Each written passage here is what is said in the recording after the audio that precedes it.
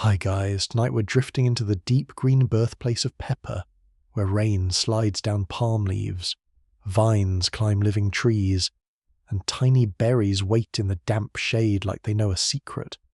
What if the little black grains beside your salt were once guarded, taxed, worshipped, traded across dangerous seas, and measured almost like treasure? What if something you sprinkle without thinking could pull ships across oceans and make merchants whisper in counting houses? So, before you settle into the story, take a moment to like the video and subscribe. And as you get comfortable, tell me in the comments where you're listening from and what your local time is. Maybe it is midnight in Manila, dusk in Dublin, or far too late somewhere your pillow has been patiently judging you. Around you, the night softens. The room quiets. Outside, the world keeps turning.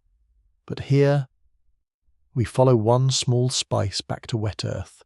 Now, dim the lights, and you find yourself standing on the Malabar coast of southwestern India, where the air is warm, heavy, and fragrant with wet bark, river mud, coconut smoke, and leaves breathing after rain. You're not in a palace yet, not in a Roman banquet hall, not in a merchant's warehouse filled with locked chests and nervous accountants.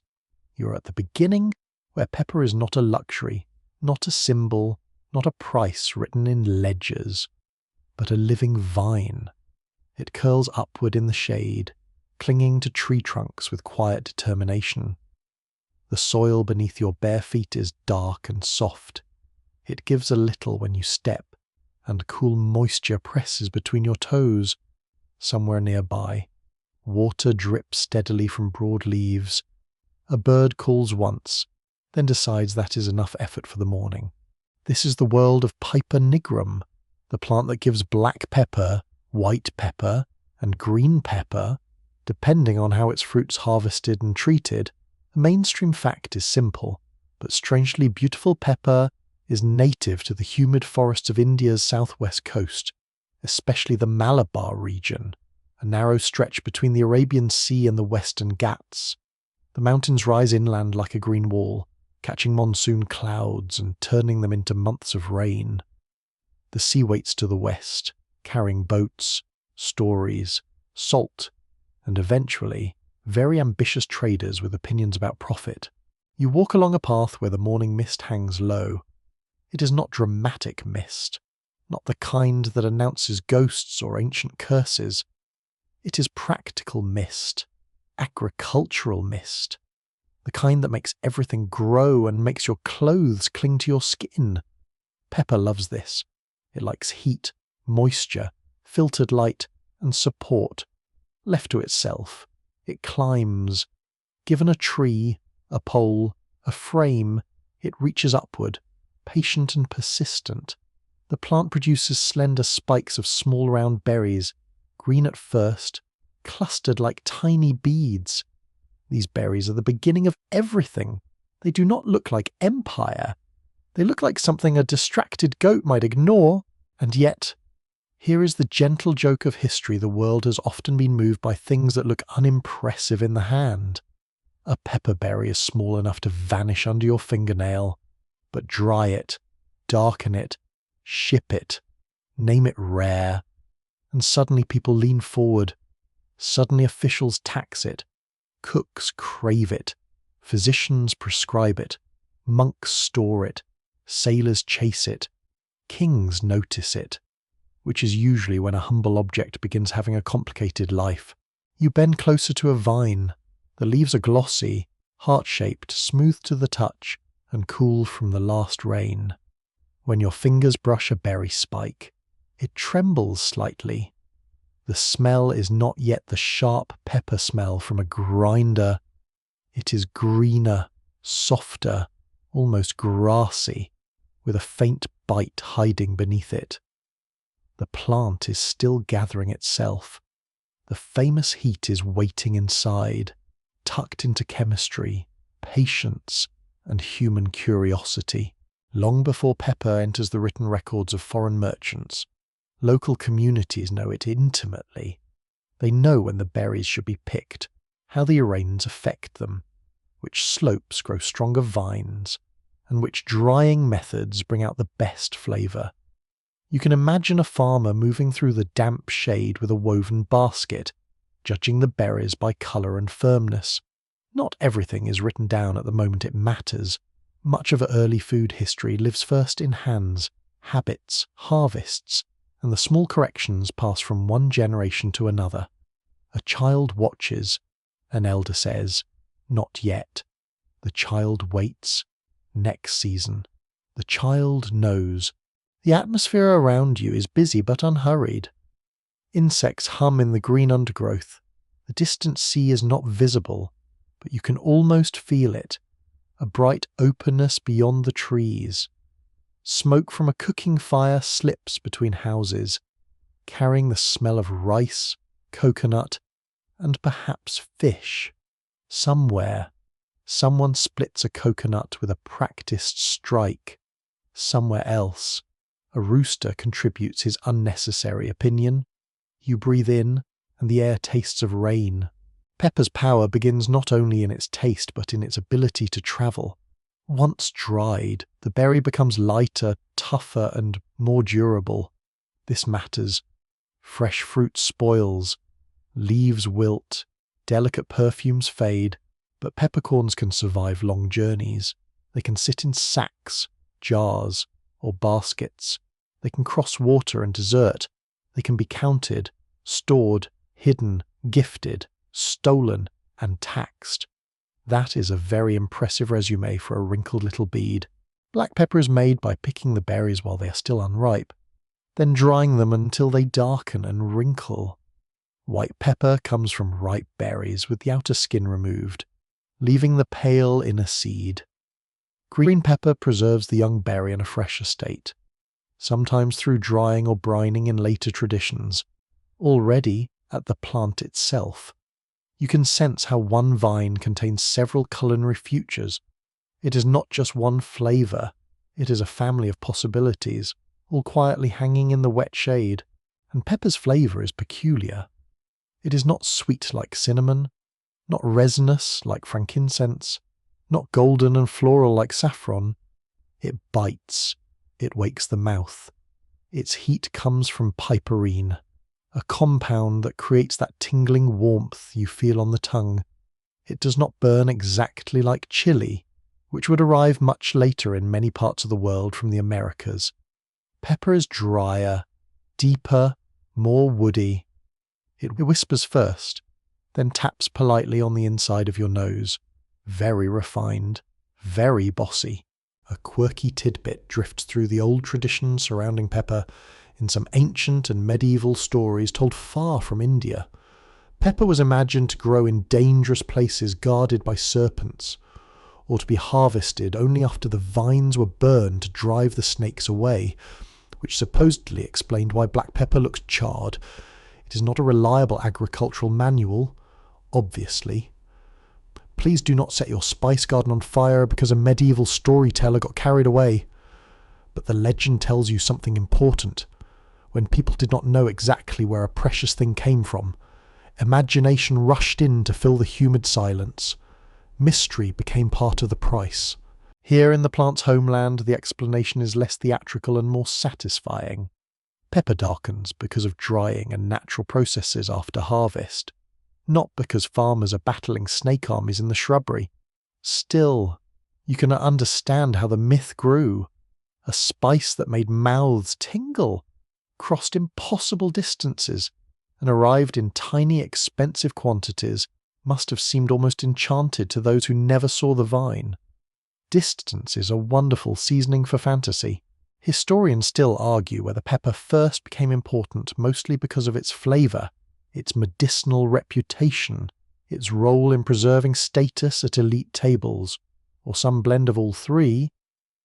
The answer may shift depending on place and century. In one household, pepper may have sharpened a stew. In another, it may have warmed the body according to medical ideas of balance. In a ruler's court, it may have displayed access to distant trade. Human beings rarely love expensive things for one reason only. We prefer to stack our reasons neatly, then pretend we are being logical.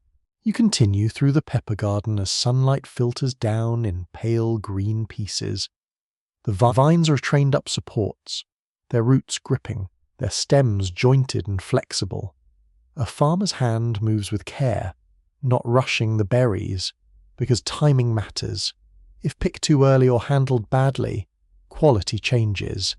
If dried poorly, the spice suffers. Before pepper becomes a global commodity, it is a crop requiring judgment. It has to be known by eye, by touch, by season. The rain cannot be argued with. The plant cannot be hurried. Even future empires, with all their ships and flags and extremely confident paperwork, will remain dependent on weather and soil, and farmers who understand vines better than ministers do. The Malabar coast is perfectly placed for exchange. Its ports face the Arabian Sea, and seasonal monsoon winds help connect India with Arabia, East Africa, and beyond. Those winds are not just weather, they are rhythm. They blow one way for part of the year and shift direction later, allowing sailors who learn their timing to cross and return. Imagine lying awake in a coastal house at night, listening to rain drums softly on a thatched roof, knowing that somewhere beyond the dark surf, traders are waiting for the sky itself to change its mind. The first communities trade in pepper likely do so in networks that feel local, then regional, then wider with each generation. A basket becomes a sack becomes cargo becomes reputation. The spice moves from grower to broker, from inland path to coastal market, from shaded yard to boat deck. You can hear the creak of rope, the hollow thud of goods being loaded, the murmur of bargaining. The peppercorns themselves make a soft, dry sound when poured, like tiny rain falling into a bowl. And still, you are close enough to the source to see the human scale. A woman spreads berries on a mat to dry. A boy shoos chickens away with the seriousness of a palace guard. A trader lifts a handful and lets the pepper roll through his fingers, checking dryness, scent, weight. The sun warms the drying yard. The smell grows sharper as moisture leaves the berries. What was green becomes dark. What was soft becomes hard. What was local becomes portable. There is something soothing about watching value form slowly. No trumpet announces it. No king points and declares history begun. Pepper becomes important through repeated usefulness. Meal after meal, trade after trade, season after season. People decide that this taste matters. They carry it farther. They ask for more. They remember where it came from, or they forget and invent stories. The vine remains where it is, climbing in rain. As evening gathers on the coast, the air cools slightly, though the damp never fully leaves. Frogs begin their small percussion in the ditches. The sea wind reaches inland, brushing your skin with salt. A cooking pot simmers nearby, and when crushed pepper is added, the steam changes. It lifts warmly, with a scent both earthy and bright. You understand, for a quiet second, why people kept reaching for it. It makes food feel awake. It gives depth to simplicity. It turns heat into flavour without shouting. You sit near the threshold of a house as the last light fades behind the palms. The pepper vines are darker now, almost shadows against shadow. Their berries, drying in baskets, wait for hands that will measure them in the morning. They do not yet know the long roads ahead. They do not know the languages they will enter, the ships they will weigh down, the feasts they will season, the arguments they will start among scholars who probably needed more snacks. For now, pepper belongs to the rain, the soil, the farmers, and the coast. It belongs to the small sounds of harvest, to bare feet on damp paths, to patient vines climbing toward filtered light. You feel the night settle around you like a thin cotton cloth. Somewhere, a basket is covered. Somewhere, a door is pulled closed. And in the warm dark, the little berries rest, holding inside them the taste that will one day travel farther than almost anyone standing here can imagine. You wake into the rhythm of water, wood, and wind. A boat rocks beneath your feet, its planks warm from the sun and slick in places where spray has dried into white salt. Around you, sailors move with quiet purpose, bare heels pressing into rope coils, hands smelling of tar, fish oil, palm fibre, and old smoke. The coast behind you is a green line. Ahead waits the Arabian Sea, wide and glittering, pretending to be peaceful, which is exactly the sort of behaviour large bodies of water enjoy before testing everyone's confidence. Pepper is packed close by in sacks and jars, dried hard enough to travel, dark enough to seem mysterious to anyone who has never seen it grow. When a sailor shifts one bundle, the peppercorns murmur inside like dry seeds in a gourd. They are small, almost shy, but they carry value in a form that can survive heat, damp, delay, and the general inconvenience of ancient transportation. You breathe in and catch their sharp scent beneath the smells of the ship. It is faint, but unmistakable. A little sting in the nose that says the cargo has opinions. The sea route depends on seasonal winds. Traders of the Indian Ocean learn that the monsoon does not merely bring rain. It becomes a calendar, a road, and a promise, if you are careful. For part of the year, the winds help ships sail west from India toward Arabia and the Red Sea. Later, the winds shift, allowing return journeys. This is one of the great mainstream facts of Pepper's early movement. Long-distance spice trade was made possible not by heroic guessing alone, but by generations of practical knowledge about the timing of winds, currents, stars, reefs, harbours, and inconvenient weather that does not care about your profit margin. You stand near the rail as the sail fills. It cracks softly, then swells, pulling the vessel forward. The sound is steady and sleep-like, canvas breathing above you. Water slaps the hull. Somewhere below, wooden storage jars knock together with dull little complaints. A man checks knots by touch. Another looks at the sky with the expression of someone reading a letter written in clouds. You can feel the ship's motion through your knees, a slow lift and fall, as if the world itself is inhaling. The Pepper is not alone. Ships carry textiles, ivory, pearls to rice, aromatics, metals, glassware, and stories with suspiciously improved endings. Goods do not travel in clean lines. They pass through many hands. A peppercorn might leave an Indian port, stop along the Arabian coast, pass through a market, be repacked, taxed, praised, overpraised, then loaded again. By the time it reaches a distant buyer, its history has become layered. The spice smells of earth and sun, but also of bargaining, storage rooms, and every person who decided it was worth moving one more step. At a coastal market in Arabia, you step from the boat onto a wooden landing. Heat rises from the ground. The air is thick with frankincense smoke, animal sweat, crushed herbs, drying fish, and dates so sweet they almost seem to hum. Traders sit under awnings, weighing goods on balances that look delicate enough to judge a whisper. Pepper appears in measured amounts, poured carefully, never treated like ordinary grit. A merchant lets a few grains fall into your palm. They are light, rough, and dry. You roll them with your thumb, such a small thing to cross so much water. From Arabian ports, pepper can move by sea into the Red Sea or by caravan over land. You follow a caravan track at dusk, where camels step with patient dignity, which is impressive considering they look deeply unimpressed by everyone involved. Bells clink softly from their harnesses, leather creaks. Sand cools under the evening air. The smell changes here. Gone is the wet green of the coast. Now you breathe dust, wool, dung fires, old leather, and the mineral scent of stone releasing heat after sunset.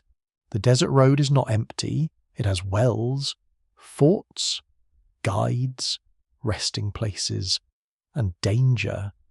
It also has boredom, which history often forgets because boredom does not carve dramatic inscriptions. Yet long stretches of trade are made of boredom. Men walk, Animals chew, feet ache, someone complains about the water, someone else tells a story already told too many times. Pepper waits in its container, patient as ever, not caring whether the humans are entertained. In Egypt, the spice enters a world with very old habits of preservation, ritual, medicine, and food. One famous and rather astonishing detail links pepper with ancient Egyptian burial practice. Peppercorns were found associated with the mummy of Rameses II, placed near the nose during embalming. It is a tiny detail with enormous distance inside it, because Rameses ruled long before the great Roman appetite for Indian spices. How exactly those peppercorns reached Egypt remains debated, but their presence shows that pepper could travel far, and that rare foreign substances could become part of elite ritual worlds. You imagine the embalming chamber not with horror but with quiet seriousness. Resin scents the air. Linen rustles. Lamps burn with a low, wavering glow.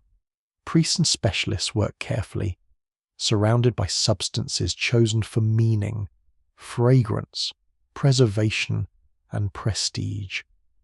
To include a spice from far away is to place distance itself beside the dead. Pepper becomes not merely flavour, but sign. It says that the world is larger than the Nile Valley, larger than any one court, larger even than the lifetime of a king who thought, quite understandably, that he was a very big deal. Greek writers later encounter pepper through trade, report, and speculation. In the Mediterranean imagination, India becomes a place of marvels, heat, wisdom, strange animals, and luxury goods. Pepper enters medical thought as well as cooking. Ancient physicians classify foods and spices according to qualities such as hot, cold, dry, and moist. Pepper, with its warming bite, seems naturally powerful. It can stimulate, clear, comfort, or correct imbalances. Depending on the theory and the practitioner, you may notice that people across history often turn seasoning into medicine. Honestly, if something makes dinner better, why not ask it to fix the body too? A Greek household that can obtain pepper might use it sparingly, because rarity teaches careful fingers. You sit near a low table where bread, olives, cheese, fish sauce, wine, and herbs appear in simple dishes. Someone crushes pepper with other seasonings in a small mortar. The stone makes a dry scraping sound. The air sharpens. The spice is not dumped wildly, as if a distracted modern cook has lost control of the grinder. It is pinched, measured, noticed. Pepper makes an entrance, but a quiet one. Historians continue to debate how common pepper really was in different parts of the ancient Mediterranean before Roman trade expanded. Some evidence points to elite use, medical use, and luxury exchange, while other hints suggest it may have appeared more widely in certain port cities than once assumed. The difficulty is that spices leave faint traces. A broken jar may not confess what it held. A recipe may reflect elite taste rather than ordinary meals. A word in a text may describe a spice precisely, or it may wobble through translation like a sleepy donkey on a narrow path. Still, the desire is visible. People taste pepper and remember it. It brings warmth without sweetness, bite without smoke, intensity without needing much space in a cargo hold. That last point matters. Compared with bulky grain or timber, spices offer concentrated value. A merchant can carry great wealth in a small volume, which is thrilling until everyone else realizes the same thing and thieves begin paying attention. On the Red Sea coast, ports become doors between worlds. Ships arrive carrying goods from the Indian Ocean. Caravans and river routes connect those ports to the Nile and then to the Mediterranean. You stand in a warehouse where clay lamps cast golden circles on stacked goods. Workers speak several languages.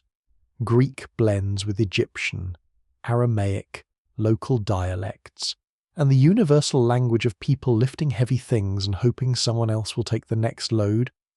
Pepper sacks are marked, inspected, and recorded. Administrative life, that calm cousin of adventure, begins transforming fragrance into numbers. There is a quirky old belief that pepper could repel certain creatures or protect against poisons, and versions of this idea appear in ancient and later medicinal traditions. Whether taken seriously, repeated casually, or dressed up by sellers with admirable confidence, such claims helped pepper become more than a cooking spice. It was imagined as a small defensive fire for the body. A grain on the tongue became warmth, and warmth became power. The logic is not modern science, but it is human. When something tingles, we assume it is doing something important. Sometimes we are right. Sometimes we have merely paid too much for tingling. By night, you return to the movement of ships. Stars lean over the mast. The sail hangs darker now, only its edge silvered by moonlight. A sailor hums under his breath, the tune half lost in the wind.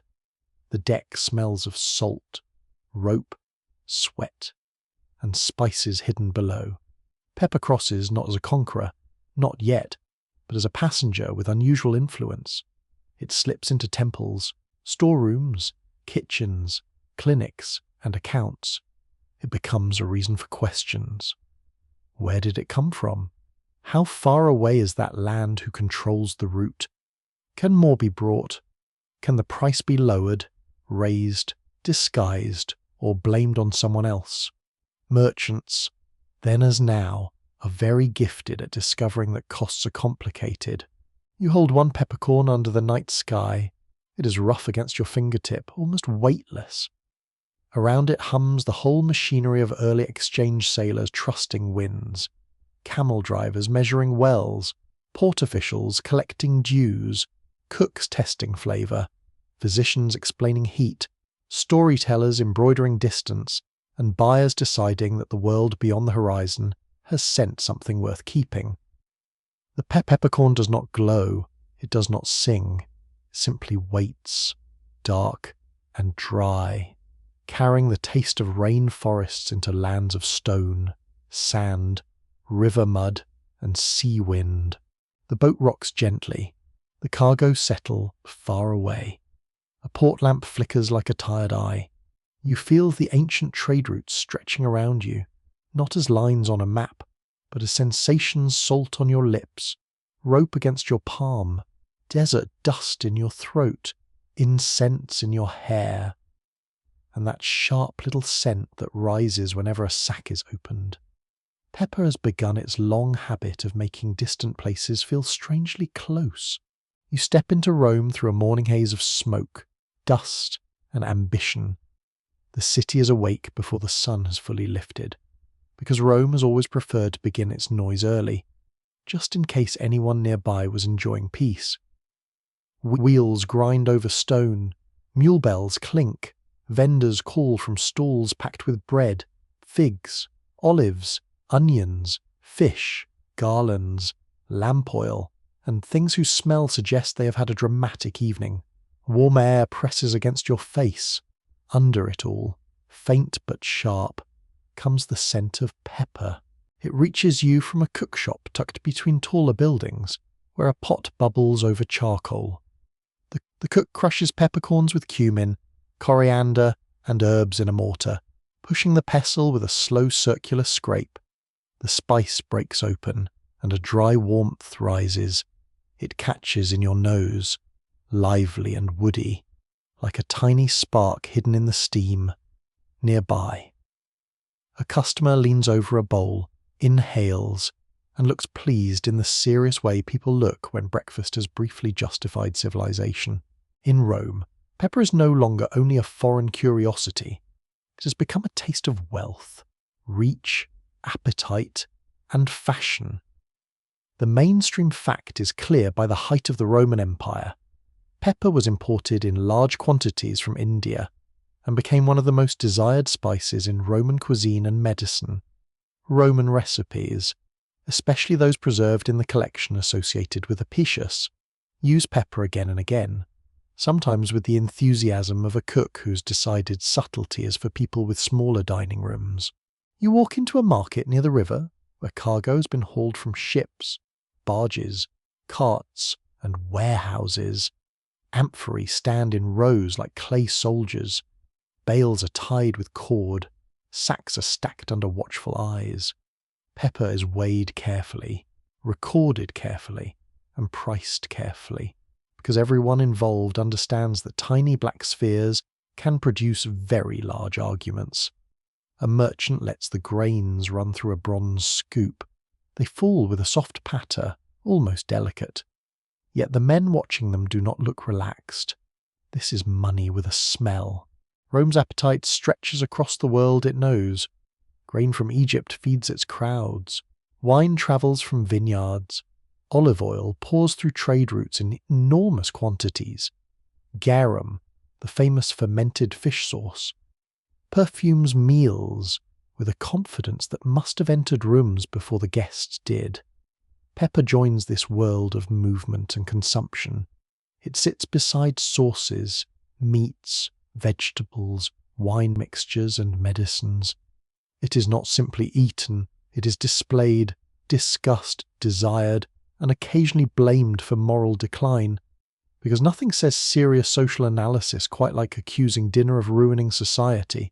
You find the moral complaints in elite writing. Roman authors often worried that luxury goods from the East were draining Roman wealth.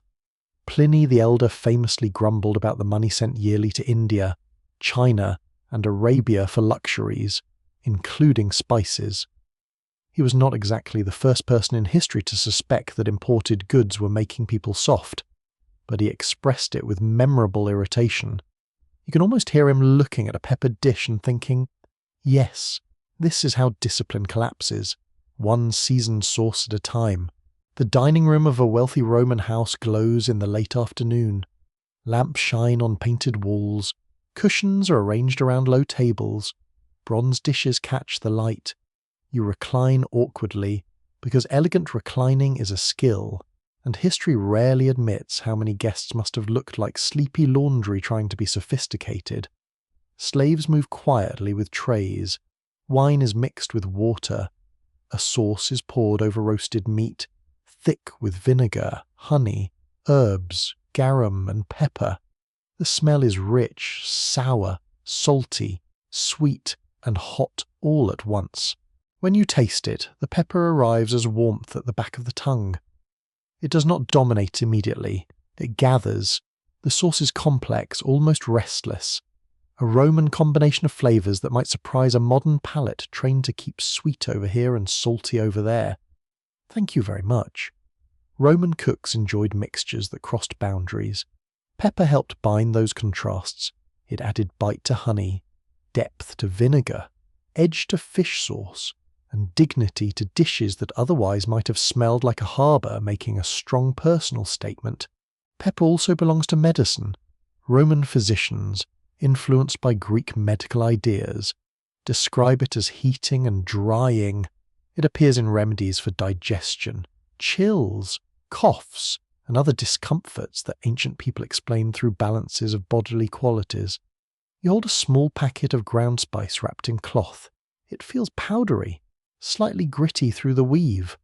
A physician might prescribe it in wine, honey, or mixtures with other ingredients. Whether every remedy helped is another matter. The patient may at least have felt something happening, and that has always been half the theatre of medicine.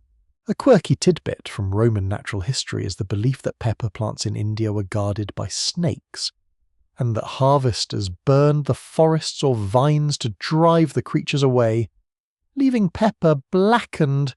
It is wonderfully dramatic and agriculturally ridiculous. Still, the tale circulated because distant luxury invited distant monsters. If a spice came from the edge of the known world and cost enough to make accountants sweat, surely there has to be serpents. A simple drying process was apparently too boring for imperial imagination. You move through a spice shop shaded by an awning. The air inside is intimate and dusty, filled with pepper, saffron, costus, cinnamon, cassia, nard, and dried roots labelled in ways that make you suspect the seller enjoys mystery as a business model. The counter is smooth from years of hands. Small weights sit in a row. The merchant watches you with soft patience. The face of a man who has explained 3 times today that rare things cost rare prices. He lifts a jar and Pepper's scent rises again. Darker now, almost smoky. Not all Romans experience pepper equally. A senator may taste it at banquets. A merchant may trade it in bulk. A cook may handle it daily in a great household. A poorer labourer may know the smell from the street food or public occasions, but not keep much at home. Historians still debate how widely pepper reached ordinary Roman tables, since recipe books often reflect elite cooking, while archaeological finds and trade evidence suggest broader circulation in some towns and frontier sites. The spice was known, but knowing a thing and casually shaking it over dinner are not the same as any budget can explain. At the docks, you see how empire turns desire into logistics. Pepper entering Roman markets often travels through Red Sea ports, then across Egypt to the Nile, onward to Alexandria, and across the Mediterranean. Customs duties are collected, goods are inspected, labels, seals, and accounts multiply. The empire loves order almost as much as it loves finding new ways to tax things.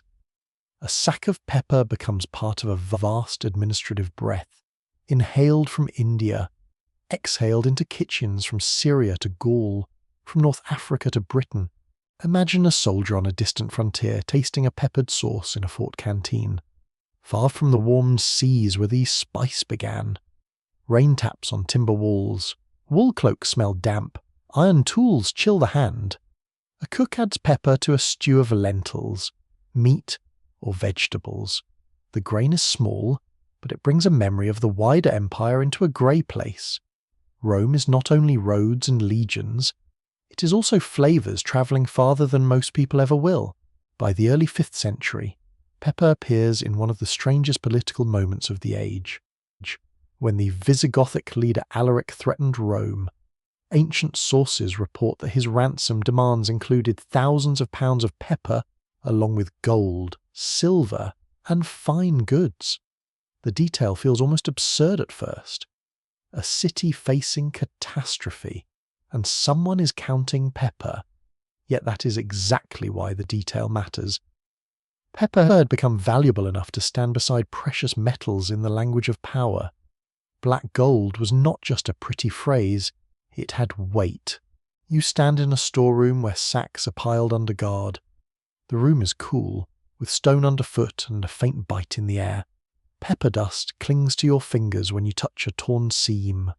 Outside, Rome's streets rumble with carts and voices, temples, baths, courts, gossip, prayers, schemes, and laundry. Inside, the spice waits in shadow. It seems humble, but it has entered the empire's imagination. It flavours excess. It comforts bodies. It worries moralists. It enriches traders. It appears in ransom lists. Truly, for a wrinkled berry. It has been networking aggressively. As night lowers over the city, the cooking fires glow red in cramped alleys and grand kitchen's eye. You hear ladles strike pots, sandals slap stone, distant laughter, and the weary bark of a dog defending a doorway from absolutely nothing. The smell of pepper blends with smoke, oil, bread, and wine. It no longer feels like a visitor. It feels woven into the city's appetite, one more thread in Rome's enormous, hungry fabric. You sit near a window as the air cools. A small dish of sauce rests beside bread, and when you dip a piece, the pepper rises softly through the steam. There is no need to hurry.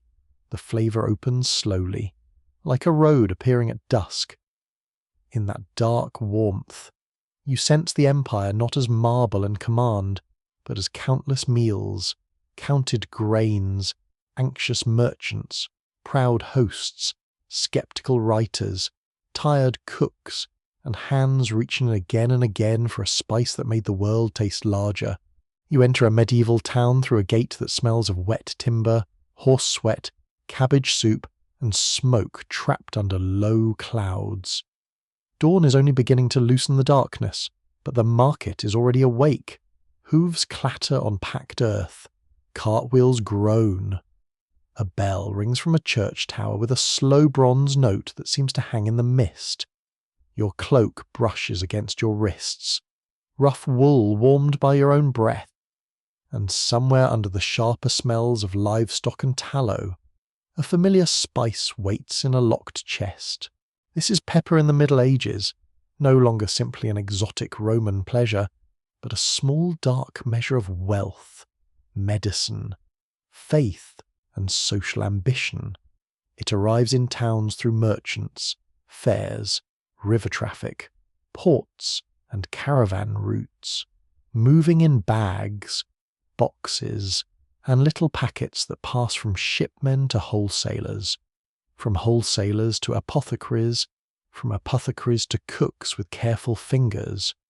Pepper is not everywhere in equal measure. It is not sprinkled thoughtlessly over every bowl. It is noticed. It is counted.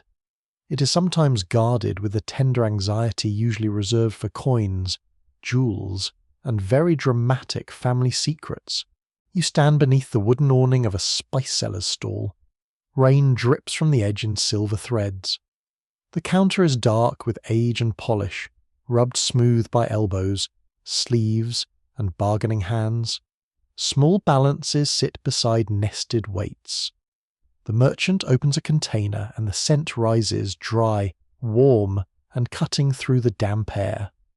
Around it are other goods: ginger, cloves, cinnamon, nutmeg, grains of paradise, saffron, and dried herbs. The colours glow softly against the grey morning. Pepper, darker and less showy than saffron, behaves like the quiet guest who owns the house. One mainstream fact sits firmly in this world.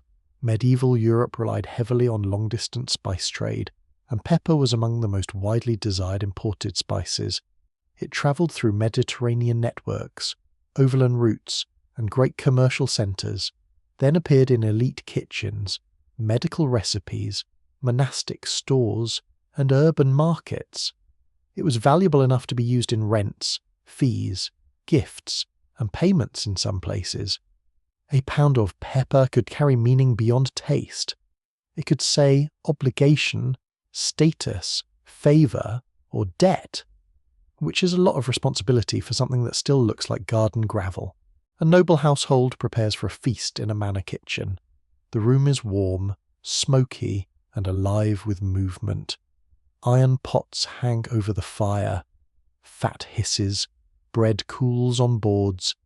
Servants rush past with onions, herbs, trenchers, and jugs of ale. You feel heat on your cheeks and cold at your back where the stone wall refuses to join the festivities. A cook takes pepper from a small covered vessel, not from an open bowl, certainly not from a careless heap. He crushes it with other spices for a sauce rich with wine, vinegar, broth, and perhaps dried fruit. Medieval cooks love contrasts sharp and sweet, dark and bright, humble meat dressed in flavours that announce someone in the dining hall has money and would appreciate everyone remembering it. At the table, spice becomes theatre. Platters arrive with ceremony, sauces are ladled, guests speak softly at first, then louder as cups are refilled. Pepper warms the mouth and helps mark the meal as special. It does not mean medieval people use spices to hide rotten meat, as often as later myths claim. That idea is comforting because it lets modern people feel superior, always a suspicious pleasure. Good spices were expensive. Wasting pepper on spoiled meat would be like spraying perfume on a collapsed barn and calling it architecture. Fresh meat was preferred when available. Preserved meat was common, and spices added taste, prestige, and balance according to the food culture of the time. Beyond the feast, you walk into a monastery where the mood changes. The air is cooler. Stone floors breathe chill through your shoes. Candles flicker in wall niches. Parchment smells faintly of skin, ink, dust, and beeswax. Somewhere a monk coughs, which is very on brand for a cold room full of manuscripts. In the infirmary, pepper sits among medicinal ingredients. Monastic communities preserved copy and used medical texts that classify substances by qualities, and pepper's heat makes it suitable for certain remedies. It may be mixed into electuaries, syrups, wines, or powders meant to aid digestion, warm the body, or stir sluggish humours. You touch the edge of a wooden medicine chest worn smooth near the latch. Inside are labelled containers, some neat, some mysterious, some probably opened by someone who forgot the label and trusted divine assistance. Pepper's value here is practical and symbolic. It is imported, potent, and small enough to store carefully. A sick brother might receive a warming mixture on a winter night, the spice sharp under honey. Whether the cure works by chemistry, belief, warmth, or the comfort of attention, the patient swallows and feels heat bloom in the throat. Scholars still dispute whether medieval demand for pepper was driven more by cuisine, medicine, social display, or habit formed through elite imitation. The answer may not be a single clean line. A spice could season a sauce at noon, appear in a remedy by evening, and serve as a prestigious gift by the end of the week. Medieval categories were often more fluid than modern shelves suggest. Food could be medicine. Medicine could taste like food. Wealth could be eaten. And somewhere, surely, a cook was trying to explain that the expensive sauce really did need another pinch. You wander to a great fair, perhaps one of the famous gatherings where merchants from different regions exchange cloth, wool, metalwork, dyes, spices, and credit arrangements. The fair smells of trampled straw, damp canvas, roasted nuts, spilled ale, candle smoke, and animals with no respect for commerce. Voices overlap in several languages. Coins click, seals are pressed into wax. Pepper appears not only as goods on a table, but as part of the growing sophistication of medieval trade. Contracts, loans, partnerships, and bills of exchange develop around the movement of valuable merchandise. Spice does not merely sit in sacks. It teaches people to calculate risk. A merchant in a fur-lined cap weighs pepper for a customer who wants less than pride desires and more than purse allows. The scale tips slowly. Each grain matters, at least in theory. In practice, the merchant's thumb rests suspiciously close to the balance, because human nature is very old and rarely needs translation. The buyer watches. The merchant smiles. Rain taps the canvas above them, gentle as fingers on a drum. The pepper is wrapped in cloth and tied with cord. It disappears into a pouch, but its scent lingers. There is a quirky medieval tidbit hiding in legal and social customs. Some rents and symbolic payments were made as a peppercorn rent. A tiny payment that acknowledged a formal obligation rather than reflecting full economic value. Over time, the phrase could come to mean a token rent, almost nothing. But originally pepper's worth made it a meaningful item to name. Imagine handing over a few peppercorns with serious legal ceremony. It sounds adorable until you remember that paperwork has made stranger things feel solemn. In a townhouse or a prosperous family keeps pepper in a small chest or cupboard. The room is narrow, with plaster walls and a hearth that smokes when the wind behaves badly. The floor rushes cold through your soles. A woman preparing pottage adds herbs, salt, and, for a better day or important guest, a careful touch of pepper. The spice changes the steam. It adds depth to peas, onions, broth, fish, eggs, or meat.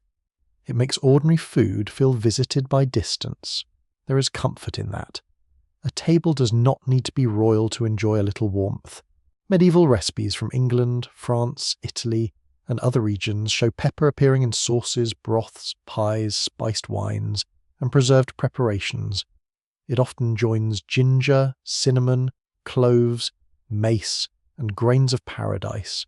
The combinations may sound unusual to modern ears, but they belong to a world where spices carried theories of health, ideas of refinement, and a love of layered flavour. The bite of pepper could settle into sweetness, vinegar, almond milk, broth, or wine. It could be festive or medicinal, bold or discreet. It had range, which is more than can be said for some lute players at banquets. You pass an apothecary's shop in the fading afternoon. Glass vessels catch weak light.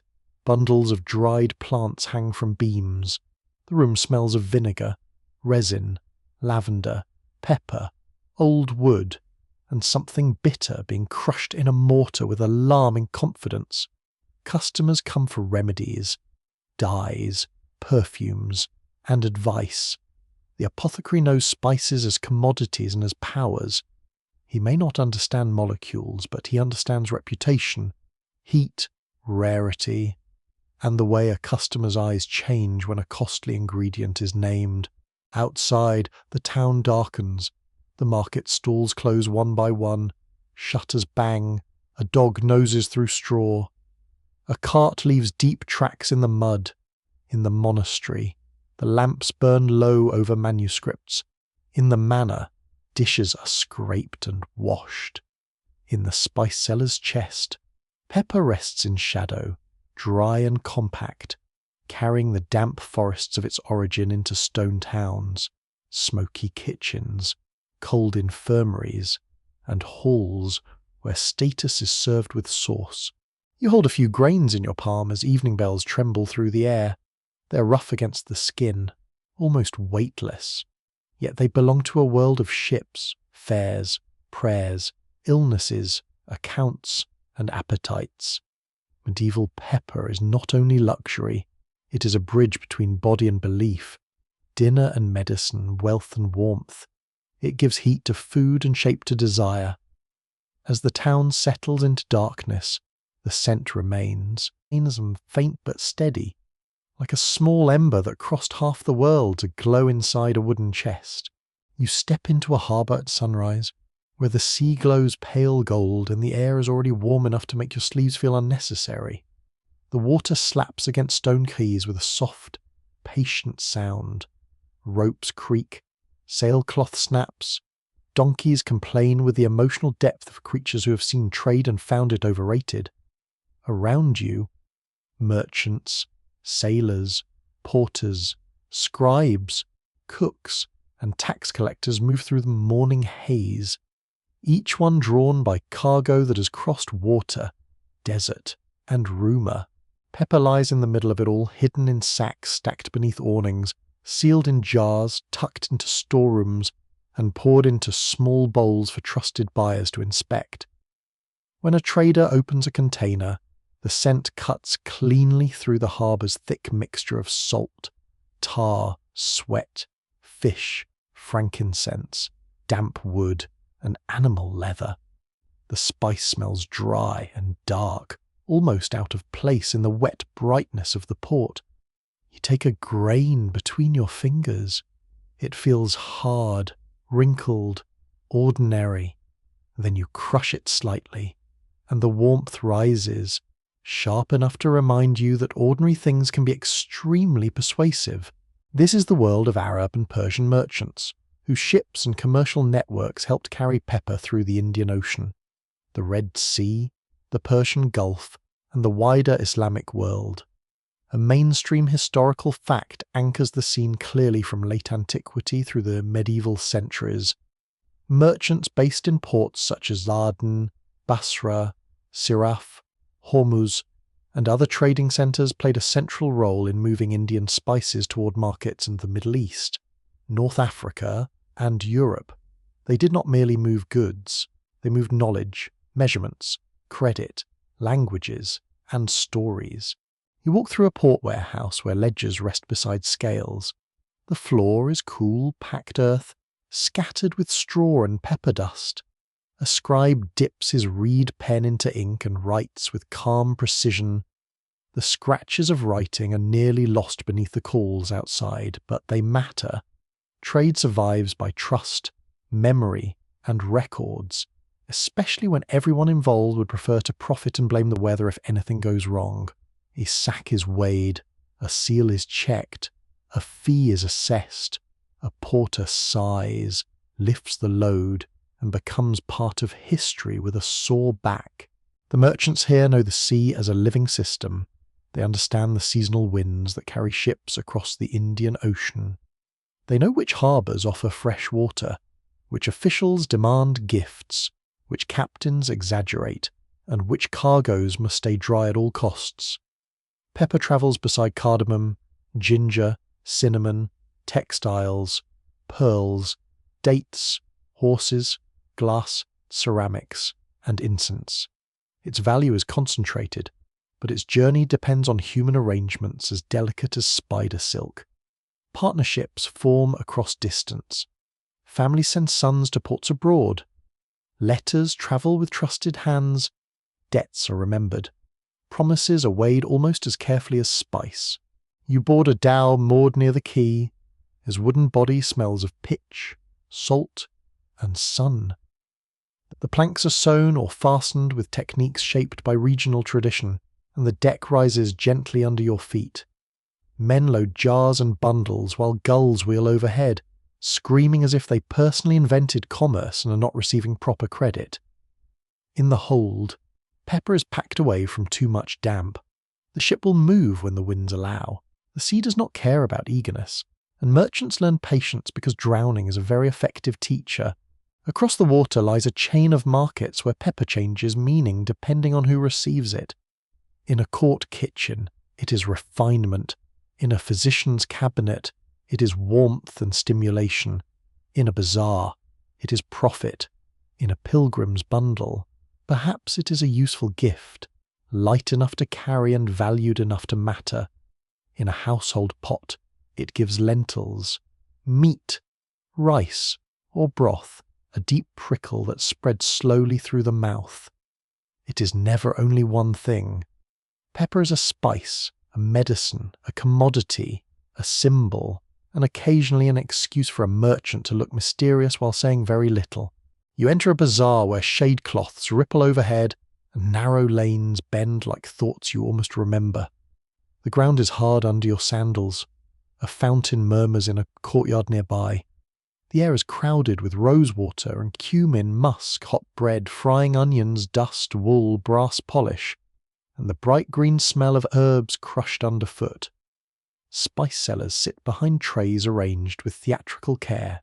Red powders, yellow threads, pale roots, dark seeds, and black peppercorns form small landscapes of colour. A customer leans in. The seller lowers his voice. Nothing attracts a buyer like the suggestion that he's about to hear something not meant for everyone. Secrecy becomes part of Pepper's story. Middlemen in long-distance trade often had good reasons not to explain every source, route, price, or supplier. Too much information could invite competition. A buyer who knows exactly where to go may stop needing you, which is inconvenient if your entire business depends on being needed. Yet secrecy was not always a locked door. Sometimes it was simple distance. Sometimes it was language. Sometimes it was confusion repeated until it hardened into tradition. Sometimes it was a seller enjoying the ancient pleasure of looking wise while saying, "The lands are far and dangerous." Writers in the Arabic-speaking world produced geographical and commercial works describing seas, routes, peoples, goods, and ports with impressive curiosity.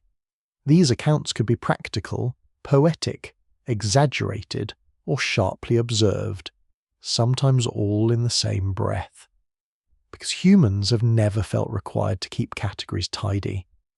Pepper's origin in India was known in many informed circles, but the full path from vine to distant table remained cloudy for many buyers farther away. Between knowledge and mystery stood ships, interpreters, brokers, taxes, rival powers, and the ever-helpful imagination of people who prefer a good story to a plain invoice. One quirky tidbit hides inside the word itself. The English word pepper is connected through Latin and Greek to older Indian terms related to pipali, which originally referred to long pepper, a different spice with a slender, catkin-like shape, and a warmer, sweeter bite. Black pepper eventually claimed the familiar name in many languages, rather like a cousin taking over the family business and acting as if it had always been in charge. Long pepper remained prized in many medical and culinary traditions, but black pepper became the global celebrity, the small round face everyone recognized. In a scholar's study in Baghdad, lamps burn low and steady. Shelves hold books on medicine, geography, astronomy, grammar, poetry, and cookery. Ink smells metallic and faintly sour. Paper rustles beneath careful hands.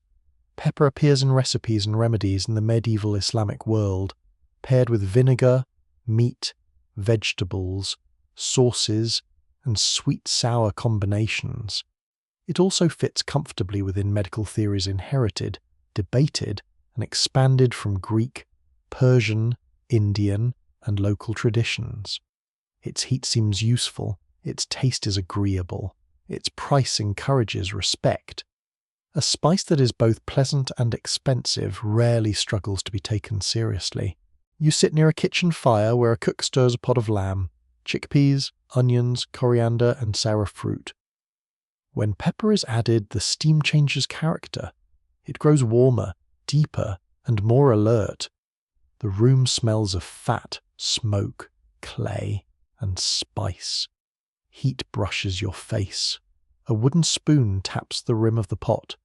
The cook tastes, pauses, then adds only a little more. Restraint is not always about poverty. Sometimes it is skill. Too much pepper can flatten other flavors, and even luxury needs manners. Researchers continue to disagree about how deliberately merchants concealed pepper sources from Western buyers. Some emphasize strategic secrecy and controlled information, while others point to the ordinary fog of long-distance trade, where facts blurred naturally as goods passed through many hands. The truth may include both. A merchant did not need to invent a whole fantasy, if distance already did half the work. He only needed to let uncertainty remain profitable. Very efficient. Really. Why build a wall when a mist will do? You follow a caravan leaving a Gulf port, its loads balanced carefully, its animals stepping into a pale inland road. The sun climbs, heat presses down, leather straps rub against your palm when you help steady a pack.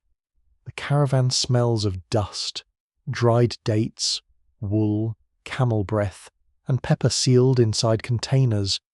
Bells ring softly in uneven rhythm. At night, the camp settles under stars so bright they make the sand look silver. A trader tells a story about islands of spice, dangerous reefs, clever sailors, and distant kings who dine with golden cups. Someone laughs, someone else pretends not to believe him, which is not the same as disbelief. Pepper's route is never only commercial, it moves through Islamic pilgrimage roads, diplomatic gifts, urban food cultures, rural markets, learned medicine, and household practice. A jar may stand in a palace pantry. A small packet may sit in an apothecary's chest. A few grains may be tucked away by a family for a feast day, a visitor, or a sick child needing a warming drink. In each setting, the spice becomes intimate. Great trade routes end in mouths, hands, stomachs, and memories. As evening settles over the harbour, lanterns bloom one by one along the quay. The tide whispers against the stones. A warehouse door closes with a wooden thud. Somewhere, an accountant counts again because trusting the first count would be reckless behaviour. The bazaar cools. Sellers cover their trays. The scent of pepper lingers in the folds of cloth and in the dust at the edge of the stall. You stand beside the dark water and listen to the port breathing. Ships creak at anchor. Men speak softly in Arabic, Persian, Gujarati, and other tongues carried by trade. Smoke rises from cooking fires. Stars appear above masts and rooftops. Pepper has become wrapped in layers of movement and partial knowledge, known clearly to some, imagined strangely by others, guarded when useful, explained when profitable, and always desired. In your palm, a few grains rest like tiny sealed messages. They tell of damp Indian vines, desert roads, Gulf harbours, learned books, kitchen steam, and merchants who understood that mystery could be weighed almost as carefully as spice. The night air touches your skin, warm and salted. The pepper waits in silence, small as ever, carrying hidden roots inside its dark, wrinkled skin. You arrive in Venice at first light, when the lagoon is the colour of pewter and the city seems to float between water and dream. The air smells of salt, damp stone, wood smoke, fish, candle wax, and the faint sourness of canals waking under the morning sun. A boat slides past with barely a splash. Oars dip and lift. Somewhere a church bell begins to ring, slow and silver, while gulls shriek overhead as if they have urgent legal objections to the day. You step onto a whetstone quay near the Rialto, and the world becomes commerce. Men carry bales over their shoulders. Porters bend under sacks. Clerks hurry with tablets and papers tucked under their arms. Merchants in long robes gather beneath arcades, speaking softly, watching everything. Venice is not a city that merely enjoys trade. Venice breathes trade, dreams trade, probably complains about trade in its sleep, then wakes up and charges a fee for the privilege. Pepper is here, deep inside warehouses, tucked into bags and barrels, locked behind doors thick with iron fittings. It comes through Mediterranean routes, especially by way of ports connected to Egypt and the Levant. A clear mainstream fact shapes this scene during the later Middle Ages. Venice became one of Europe's greatest spice distribution centres, buying pepper and other luxury goods from Eastern Mediterranean markets and selling them onward across the continent. It did not grow the spice. It mastered the middle, and sometimes, being in the middle is where the money sits, looking very pleased with itself. You follow a merchant into a warehouse whose walls hold the night's coolness. The floor is stone, damp near the entrance, dusty farther inside. Shafts of pale light fall through high openings. The smell is remarkable. Pepper, ginger, cinnamon, cloves, nutmeg, wax, rope, wool, old paper, and sea salt mingle in the dim air. A sack is opened. The peppercorns inside are dark, wrinkled, and dry. When a worker thrusts in a scoop, they pour with a sound like rain falling on leather. Nothing here is casual. Pepper is weighed, checked, registered, taxed, insured, pledged, and argued over. Venetian merchants understand that spices are not only things to sell, they are units of trust. They sit at the centre of contracts, loans, partnerships, shipping ventures, and political agreements. A cargo may be divided among investors. A ship may be financed by men who never touch an oar. Risk is shared, profit is measured, and everyone hopes the sea behaves like a business partner rather than a moody poet with storms. At the Rialto market, tables and counters crowd the narrow streets. You hear coins clicking, quills scratching, men bargaining in Venetian, Tuscan, German, Greek, Arabic, and other languages carried by ships and ambition. The stones beneath your feet are slick from mist and traffic. A baker's oven warms one corner. Fish scales flash on a stall. Cloth merchants unfurl bolts of colour. Spice dealers work with smaller gestures. Their goods are too valuable for theatrical spilling. Pepper is poured carefully into pans of a balance, grain by grain, if the amount is small enough, and the buyer suspicious enough. Venice's greatness depends partly on geography. The city sits at the top of the Adriatic, linked to the Mediterranean by sea, and to Central Europe by overland routes. Goods arriving from the Eastern Mediterranean can be moved north through alpine passes and river networks. German merchants come to trade, and the Fondaco dei Tedeschi, the German merchant's house near the Rialto, becomes a controlled place of lodging, storage, negotiation, and surveillance. Venice welcomes foreigners warmly, in the special Venetian way that means, please come, spend money, obey rules, and do not imagine we are not watching.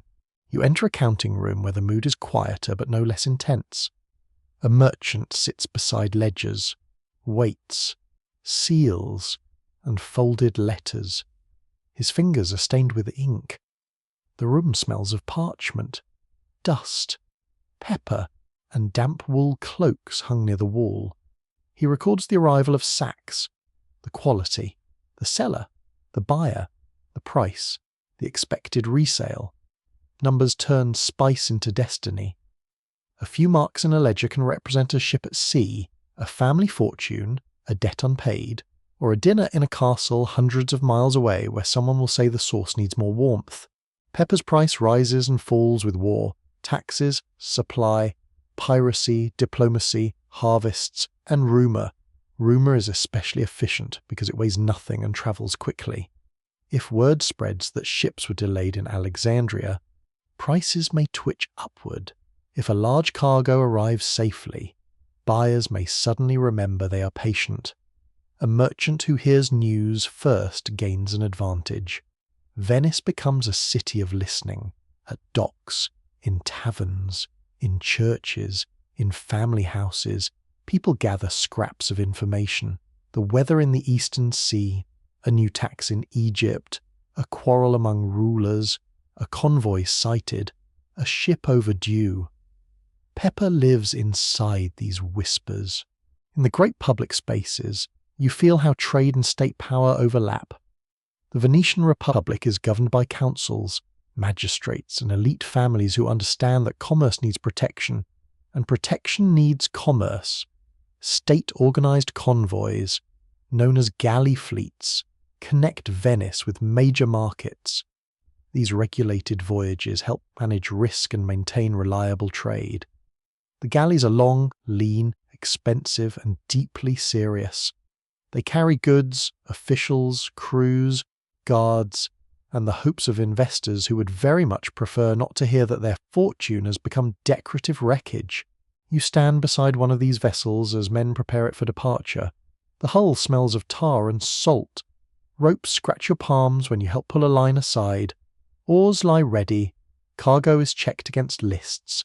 The captain speaks with officials. Sailors mutter, joke, spit into the water, and pretend they are not worried. On board, Pepper may travel with silk, cotton, dyes, sugar, alum, and other prized goods. The sea route is dangerous, but the profit has a soothing effect on fear. Not a complete cure, naturally. More like a warm blanket placed over a nervous accountant.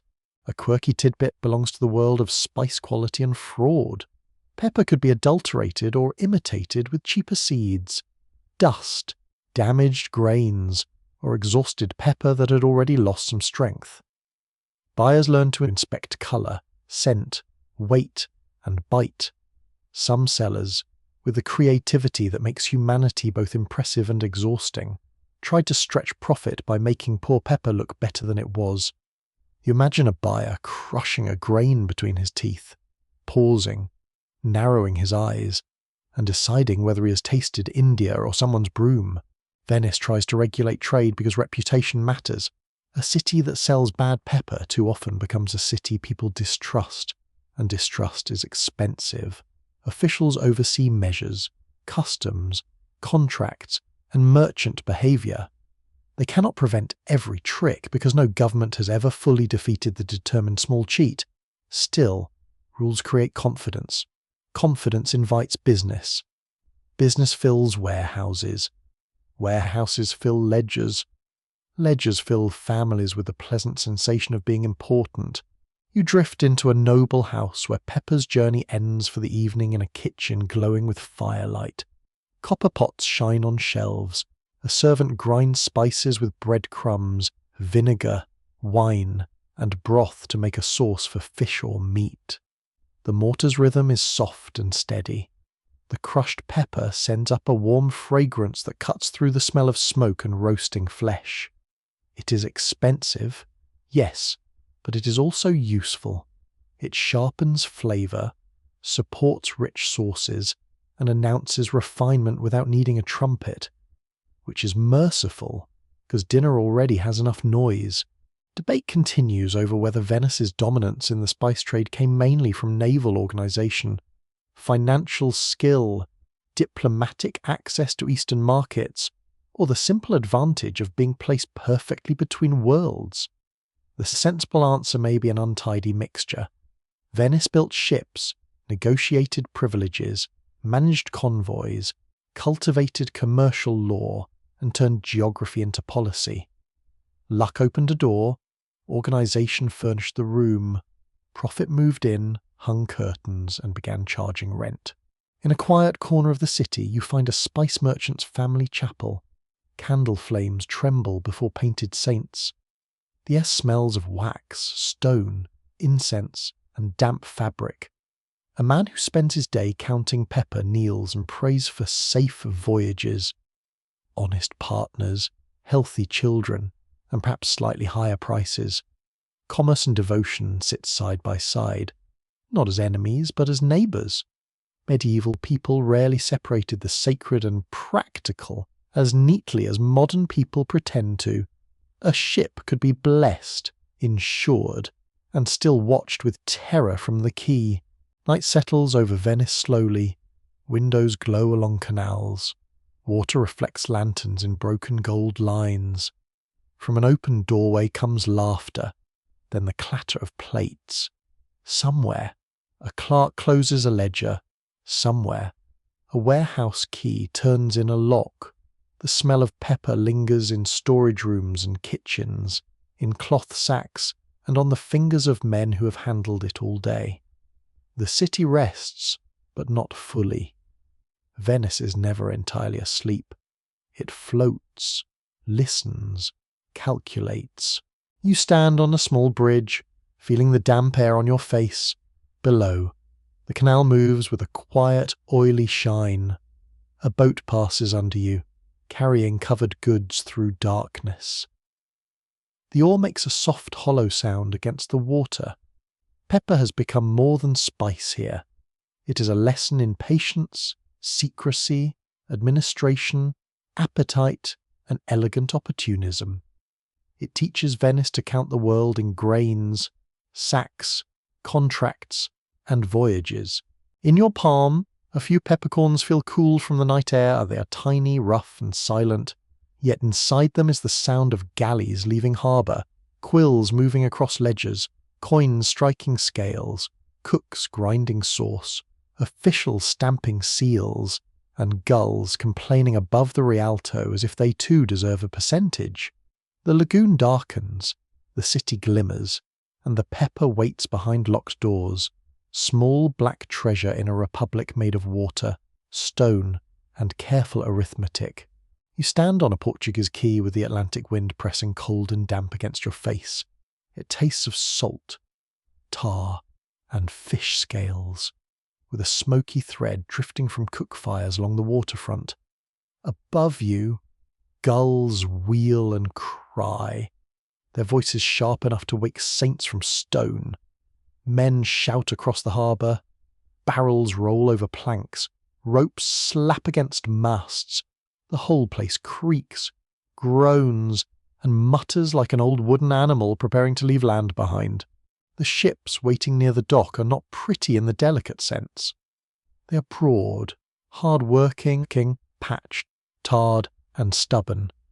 Their hulls smell of pitch, wet oak, stale water, salted meat, and human anxiety. Sailors carry biscuit, wine, weapons, trade goods, spare rope, tools, and the private fear that the ocean may have a personality. In the late 15th century, that fear is reasonable. The Atlantic is wide, cold, and badly supplied with helpful signposts. Yet Portugal looks outward. Its rulers and merchants dream of reaching the source of spices by sea without depending on older Mediterranean networks. Pepper sits at the centre of that dream. The small black berry has become so valuable in Europe that a direct route to India promises wealth, influence, and the delicious possibility of annoying rival merchants. Nothing motivates policy quite like profit wrapped in patriotic confidence. A clear mainstream fact anchors this moment. In 1498, Vasco da Gama reached Calicut on India's Malabar coast after sailing from Portugal around the southern tip of Africa, opening a direct sea route between Europe and India. That achievement changed global trade. It did not make the voyage easy, peaceful, or morally tidy. History rarely hands out clean victories. It prefers complicated invoices. You step aboard as the harbour water lifts the ship beneath your feet. The deck is rough under your soles, sticky in places with tar and salt. A sailor brushes past carrying a coil of rope that scrapes your sleeve. Somewhere below, barrels of water shift with a hollow thump. The air below deck is close, sour, and warm with breath. Damp wood, old cloth, garlic, wine, and salted provisions. It is not exactly a floating palace. It is more like a crowded attic that has made a bold decision to cross the world. Navigation depends on instruments, experience, calculation, and nerve. Mariners use the compass, charts, the astrolabe, dead reckoning, and close observation of wind and water. The Portuguese also learned to ride Atlantic wind systems, sometimes sailing far out into the ocean to catch favourable currents and winds rather than hugging the coast. This is not aimless wandering. It is the patient study of invisible roads. This sea has paths, but it writes them in moving air. Days pass in long grey-blue stretches. The ship rises, falls, and complains. Salt dries on your lips. Your hands grow rough from rope fibres. At night, the stars sharpen above the mast, cold and bright. The sail bellies in the dark like a sleeping creature breathing overhead. You hear coughing, murmured prayers, the slap of waves, and the steady wooden strain of a vessel asking politely not to be broken. The coast of Africa appears and disappears through haze. At trading points, men come ashore to seek water, food, interpreters, information, and safe passage.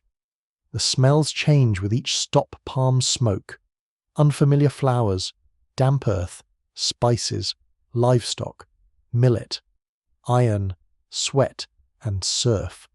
Encounters range from wary exchange to confusion and hostility. Language stumbles, gesture takes over, gifts are offered, prices are argued. Suspicion sits beside curiosity like an extra passenger no one invited but everyone expected. Then comes the Cape of Good Hope, though hope may feel like an ambitious name when waves rear high and wind screams through rigging. The Southern Ocean is colder, harsher, and muscular. Water crashes over the deck and runs around your ankles. Rope burns your palms.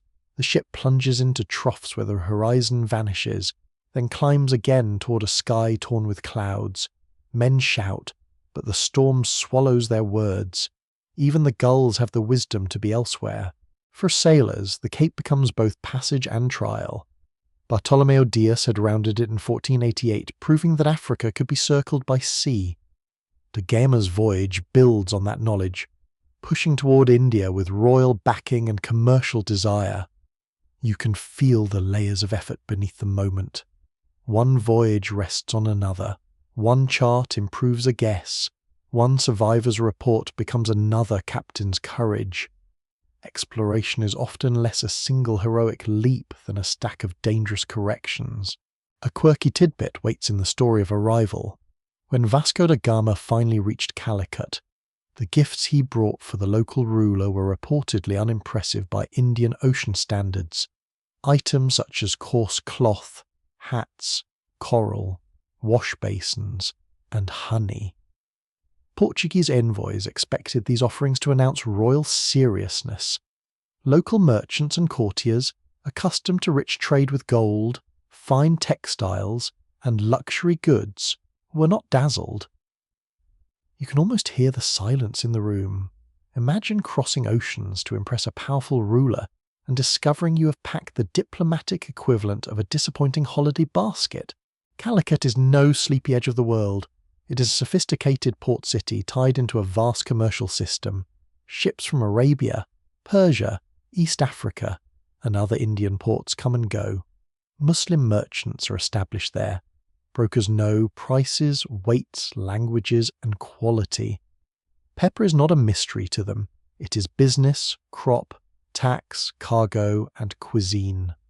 The Portuguese arrive not as the first clever people to notice spice, but as newcomers entering a crowded marketplace and trying very hard to look important. You walk through the port in humid heat. The air feels soft and heavy on your skin. Coconut oil, fish, wet rope, pepper, cardamom, rice, flowers, and wood smoke mix in the streets. Porters move barefoot with loads balanced on heads or shoulders. Merchants sit in shaded spaces where palm leaf fans stir the air. Bronze weights gleam near scales. The language of trade ripples around you, quick and layered. No one here needs Europe to explain the value of pepper. Europe has arrived late, sweaty, underdressed for the social occasion, and extremely interested. The Portuguese want contracts and cargo. They also want recognition, alliance, and advantage over existing Muslim merchant networks. The mood tightens. Trade is never only trade when armed ships and royal ambitions enter the harbour. Pepper becomes linked with cannon, diplomacy, competition, and mistrust. A spice that once travelled by layered negotiation now draws a kingdom across oceans with weapons mounted beside the cargo hold. This is where the dinner table and the gun deck begin an uncomfortable conversation. Historians still argue whether Portuguese expansion into the Indian Ocean was driven mainly by pepper profits, crusading religious aims, royal prestige, strategic rivalry, or the momentum of maritime experimentation. The sensible view allows several motives at once. A crown can seek wealth and salvation in the same breath. A captain can pray sincerely while counting sacks. A merchant can invoke honour while calculating margins. Human beings are generous that way. We can multitask our contradictions. Back at sea, Pepper begins travelling west in Portuguese hands. The return voyage is punishing. Food spoils as waterfowls, illness spreads, the ship smells of bilge, sickness, stale biscuit, unwashed wool, and fear. Men lose strength. Some stare toward the horizon as if land might appear out of pity. The pepper cargo remains dry and hard, indifferent to human misery. It is one of history's quieter cruelties that goods often survive journeys better than people. When ships return to Lisbon with spices, the city feels changed. Crowds gather at the waterfront, bells ring, officials inspect cargo, merchants lean close to hear numbers. The pepper is unloaded, weighed, and stored in royal warehouses. A scent that began in tropical shade now rises through Atlantic air. It mixes with cold stone, river mud, horse dung, smoke, and celebration. The grains fall into European hands with new force because they have come by a route that promises direct access. The Portuguese crown creates systems to manage this trade, licenses, monopolies, fleets, fortresses, and appointed officials begin shaping what becomes the Estado da India, a network of strongholds and claims across the Indian Ocean. It is never a single, neat empire spread evenly over land. It is more like a chain of ports, naval force, treaties, taxes, ambitions, and arguments tied together by ships. Pepper helps pay for it, justify it, and lure more men into it. Yet the dream of simple control proves slippery. The Indian Ocean is too old, too busy, and too well connected to be easily rearranged by newcomers. Local rulers negotiate, merchants adapt, rivals resist, prices shift, ships wreck, officials quarrel, captains overreach. Everyone writes reports explaining why someone else is responsible. Pepper continues moving, but the route is now shadowed by violence, bargaining, and imperial paperwork. In a Lisbon counting house, you see the spice become numbers again. The room is dim, with shutters half closed against glare. Ink dries beside ledgers. A clerk scratches figures into columns, His cuffs smell faintly of dust and pepper. Outside, the river moves under pale light. Inside, men discuss cargoes, losses, royal dues, and future voyages. The language is dry, but beneath it lies the roar of the Cape, the heat of Calicut, and the ache of hands hardened by rope. At supper in a Portuguese household, pepper appears in a sauce with vinegar, garlic, herbs, and meat. The room is quiet compared with the harbour. A lamp flickers. Bread tears softly. The pepper bite opens gently on your tongue, and for a moment the enormous voyage collapses into one warm taste. It is easy to forget the storms, negotiations, disappointments, and deaths hidden inside that flavour. Food is very good at becoming innocent once it reaches the plate. Night settles over the port. Masts stand black against a fading sky. The tide knocks softly at the quay. In warehouses, pepper rests under lock and guard. On ships, carpenters repair damaged planks. In taverns, sailors tell stories that improve with each cup.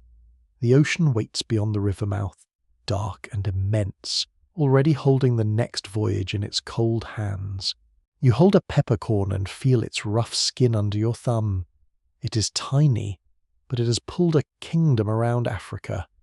It has taught sailors new wind roads, embarrassed envoys in foreign courts, fed royal treasuries, and tied the smell of spice to the sound of cannon. The grain is silent. The harbour is not. Lisbon breathes in salt, smoke, ambition, and pepper, while the Atlantic turns in the dark like a sleeper dreaming of distant coasts. You stand beside a stone fort on a hot coast, where the sea is bright enough to make your eyes narrow. The walls rise pale and hard from the shoreline, patched with salt stains, moss, and the scars of weather. Cannons point toward the harbour with sleepy menace. Waves slap the rocks below. From within the fort comes the clank of metal, the scrape of boots, the murmur of clerks, and the dull thud of barrels being shifted in storage rooms. The air smells of pepper, gunpowder, wet rope, sweat, lime-washed walls, palm smoke, and fish drying in the sun. It is not the clean romance of spice jars. It is the smell of control. Pepper has become tangled with forts, flags, contracts, taxes, and armed ships. It is still a berry from a climbing vine, still small enough to roll under a table and be lost forever. But now men build walls around its movement and call that order. You walk through the gate into a courtyard where heat bounces off stone. Your fingertips brush the wall, and it feels gritty, warm, and faintly damp where sea air has soaked into it. Soldiers lounge in strips of shade, their clothes stained with salt and dust. A clerk sits at a rough table, writing numbers into a ledger, while flies circle his inkpot with great administrative confidence. Nearby, sacks of pepper wait under guard. Each sack is weighed, taxed, recorded, and claimed by someone who believes the world would function better if only his company, crown, or office were allowed to organise everyone else's livelihood. One mainstream fact shapes this world clearly in the 17th century. European chartered companies such as the Dutch East India Company and the English East India Company fought, negotiated, taxed, and traded across the Indian Ocean, competing for control of spices and Asian commerce. Pepper remained central, though it shared attention with cloves, nutmeg, cinnamon, textiles, tea, coffee, and other goods. These companies were not ordinary businesses. They could wage war, make treaties, govern territories, mint coins, build forts, and behave with the confidence of states while still caring deeply about profit. A convenient arrangement, unless you happen to live under it. In the harbour, ships from many worlds ride at anchor. You see high sterns, patched sails, local craft moving swiftly between them, and small boats carrying pilots, interpreters, food sellers, officials, and roomers. The water is green near the quay. black beneath the hulls and silver farther out where sunlight breaks across the waves. Men shout in Dutch, Portuguese, English, Malayalam, Tamil, Arabic, Malay, and languages that blur together in the heat. No empire has silenced trade. It has only made trade louder, more dangerous, and better documented. You follow a tax collector down to a shaded weighing house. Inside, the air is dense with spice dust. Pepper pricks your nose and settles on your lips. The balance beam creaks as a sack is lifted onto the scale. A local broker watches closely, arms folded. A company official watches the broker. A soldier watches both of them and probably understands less than he pretends. The numbers are called out. A fee is taken. A receipt is marked. The pepper moves on, but not before power has taken its bite. Control is never simple. Pepper grows in small farms, gardens, and estates shaped by local knowledge. It depends on monsoon rain, soil, shade, disease, labour, and careful harvesting. A fort cannot order a vine to produce more berries. A cannon cannot improve drainage. A royal decree cannot stop fungus. This is the quiet revenge of agriculture. No matter how grand the empire, someone must still know when to pick the fruit. You leave the fort road and enter the interior, where the air softens under trees. The land rises, green and layered, with wet leaves shining after rain. Pepper vines climb living supports, their stems hugging bark. The ground is soft beneath your sandals, rich with fallen leaves. Insects hum. Water trickles through narrow channels. A farmer's hand tests a cluster of berries, feeling firmness and ripeness. The touch is quick, practiced, and more important than any stamp on a warehouse document. Families who grow pepper may face taxes, forced contracts, changing prices, and demands from rulers, brokers, and foreign companies. Some benefit from trade. Some lose bargaining power. Some shift crops, hide harvests, negotiate quietly, or sell through alternate routes when official channels become too greedy. Pepper's history is not only the story of ships crossing oceans, it is also the story of people standing in damp fields deciding whether the price offered is fair, insulting, or merely the least bad choice available. Scholars still disagree over whether European companies truly controlled pepper production in many regions or mostly controlled certain ports, sea lanes, customs houses, and resale markets. The distinction matters. A company might boast of monopoly, but a monopoly written in a ledger can look much weaker in a hillside village after rain, where local growers, inland merchants, and regional rulers know paths no foreign clerk has walked. Power often looks solid from the fort and much leakier from the forest. You return to the coast and find a courtroom inside the settlement, though calling it a courtroom may be generous. It is a hot room with shutters, benches, a table, and several men trying to appear lawful while arguing about goods. A dispute has risen over pepper quality. One sack is said to be damp, another may contain stones, husks, or old grains mixed with fresh. The accused seller insists the buyer is exaggerating. The buyer insists the seller has the morals of a rat in a grain bin. The official sighs. Pepper dust floats through a beam of light like tiny dark stars. A quirky tidbit from spice trade law concerns false pepper, a name given to various unrelated seeds and berries that were sometimes used as substitutes, fillers, or local seasonings. Some were harmless and flavourful in their own right, while others were simply convenient impostors. There were also stories that dishonest traders soaked weak pepper in liquids to restore weight or colour. Whether every tale was true is doubtful, since merchants enjoy accusing other merchants almost as much as they enjoy profit. Still, the fear of adulteration was real. A peppercorn had to prove itself by smell, bite, dryness, and trust.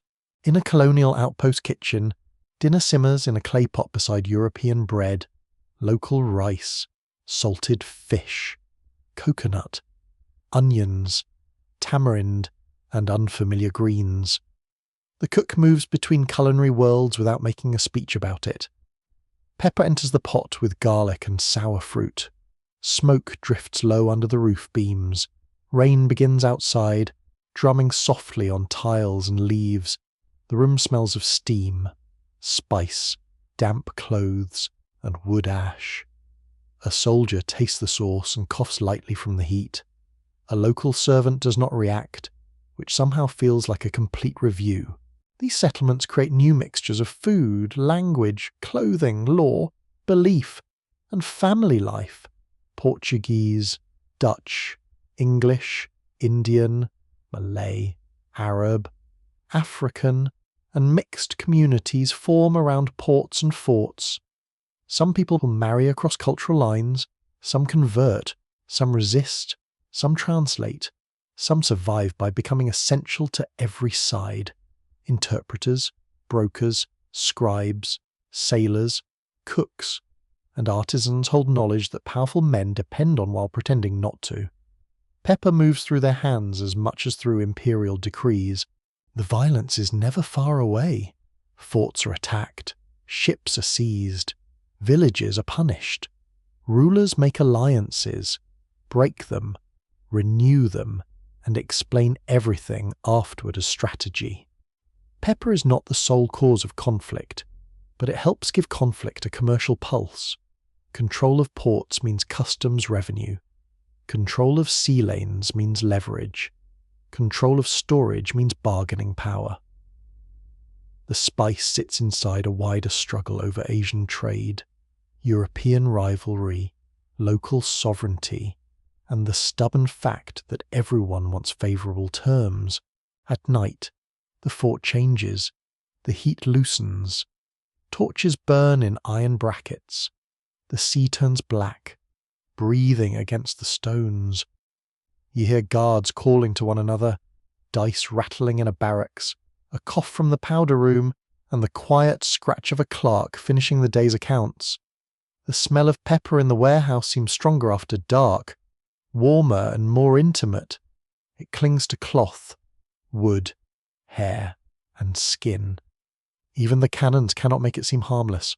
You stand beside a locked storeroom while rain slides from the roof in shining strings. Inside are sacks marked for shipment, each one holding thousands of grains gathered from vines, hands, hillsides, negotiations, and pressure. Some will travel to Europe, some will be sold across Asia, some will vanish into local kitchens, some will enrich shareholders far away who never feel the monsoon air or the roughness of a pepper vine beneath their fingers. The strange thing is how small the spice remains.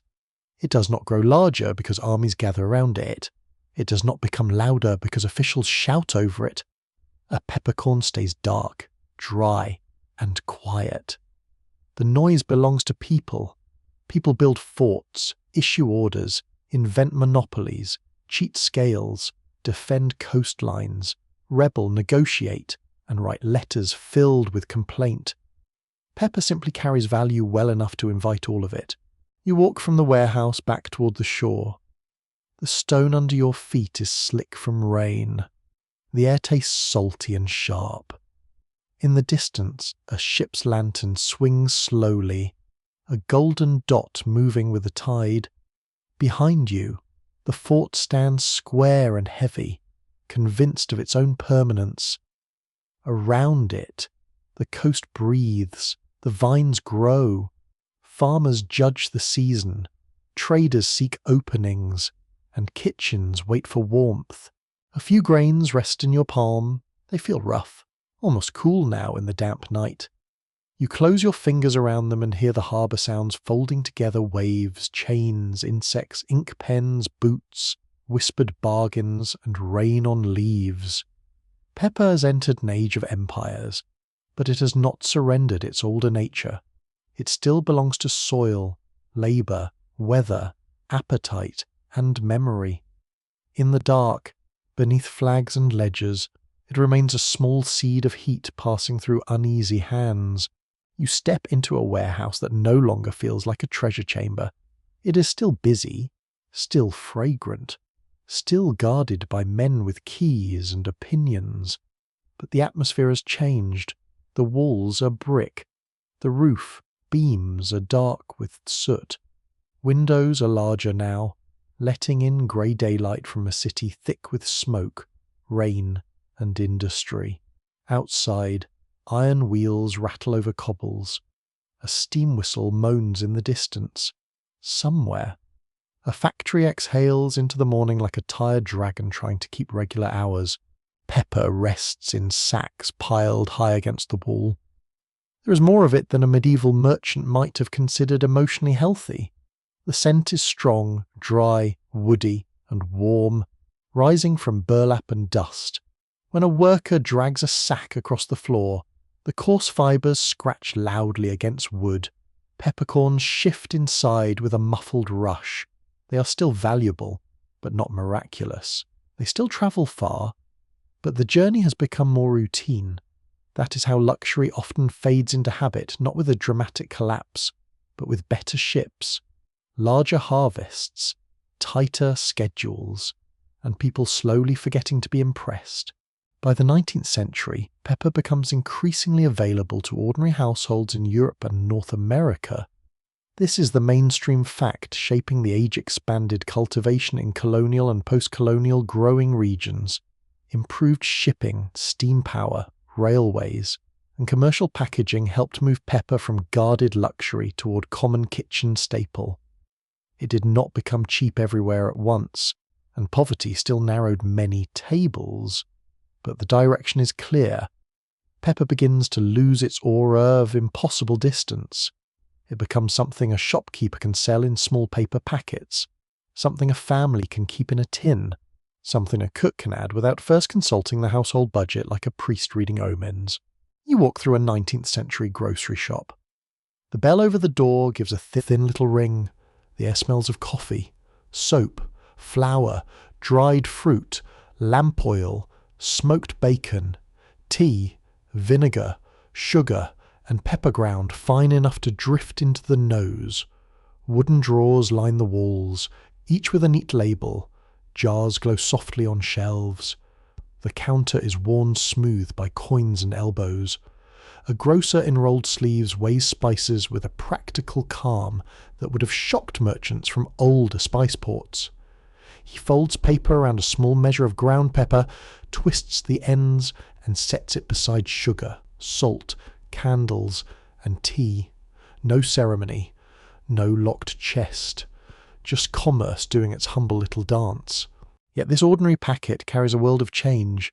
Ships powered by steam can move on more predictable schedules than sail alone.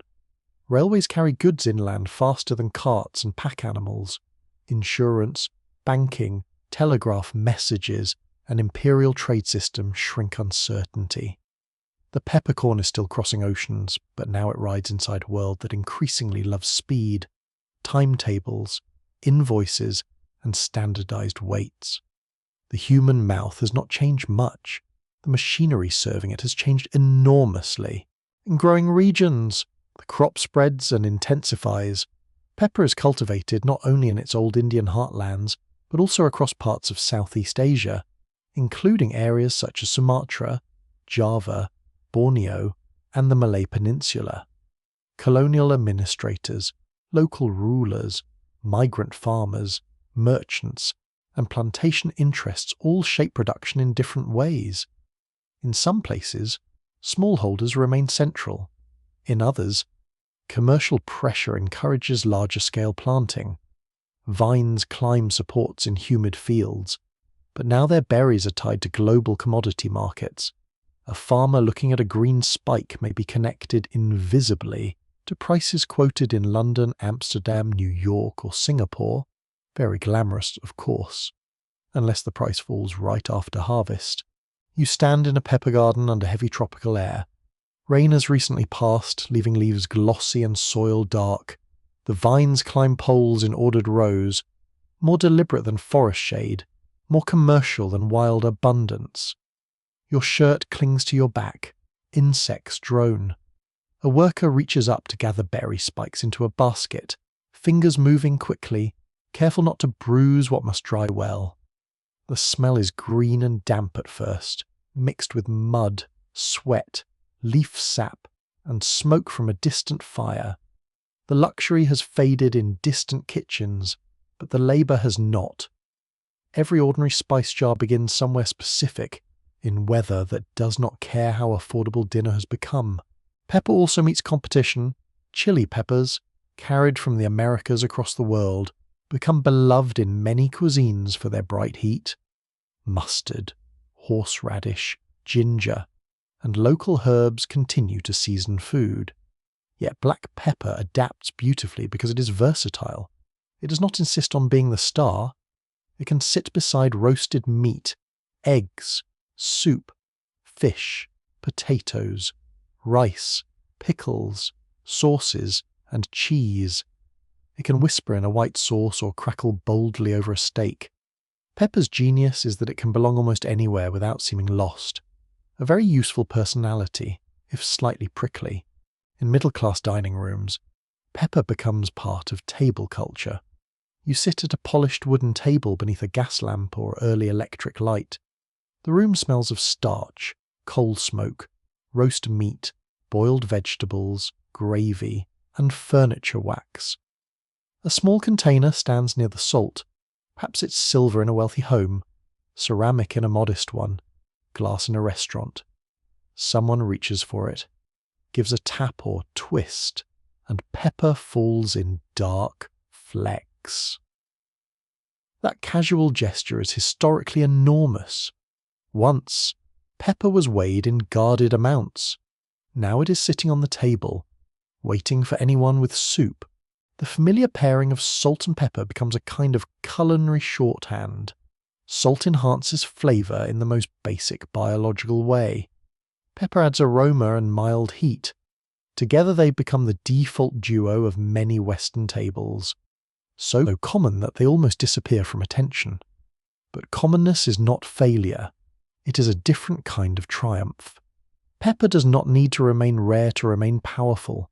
It simply moves from symbol to habit, from status to reflex, from counted luxury to the quiet phrase, "Pass the pepper, please." A quirky tidbit belongs to the pepper shaker itself.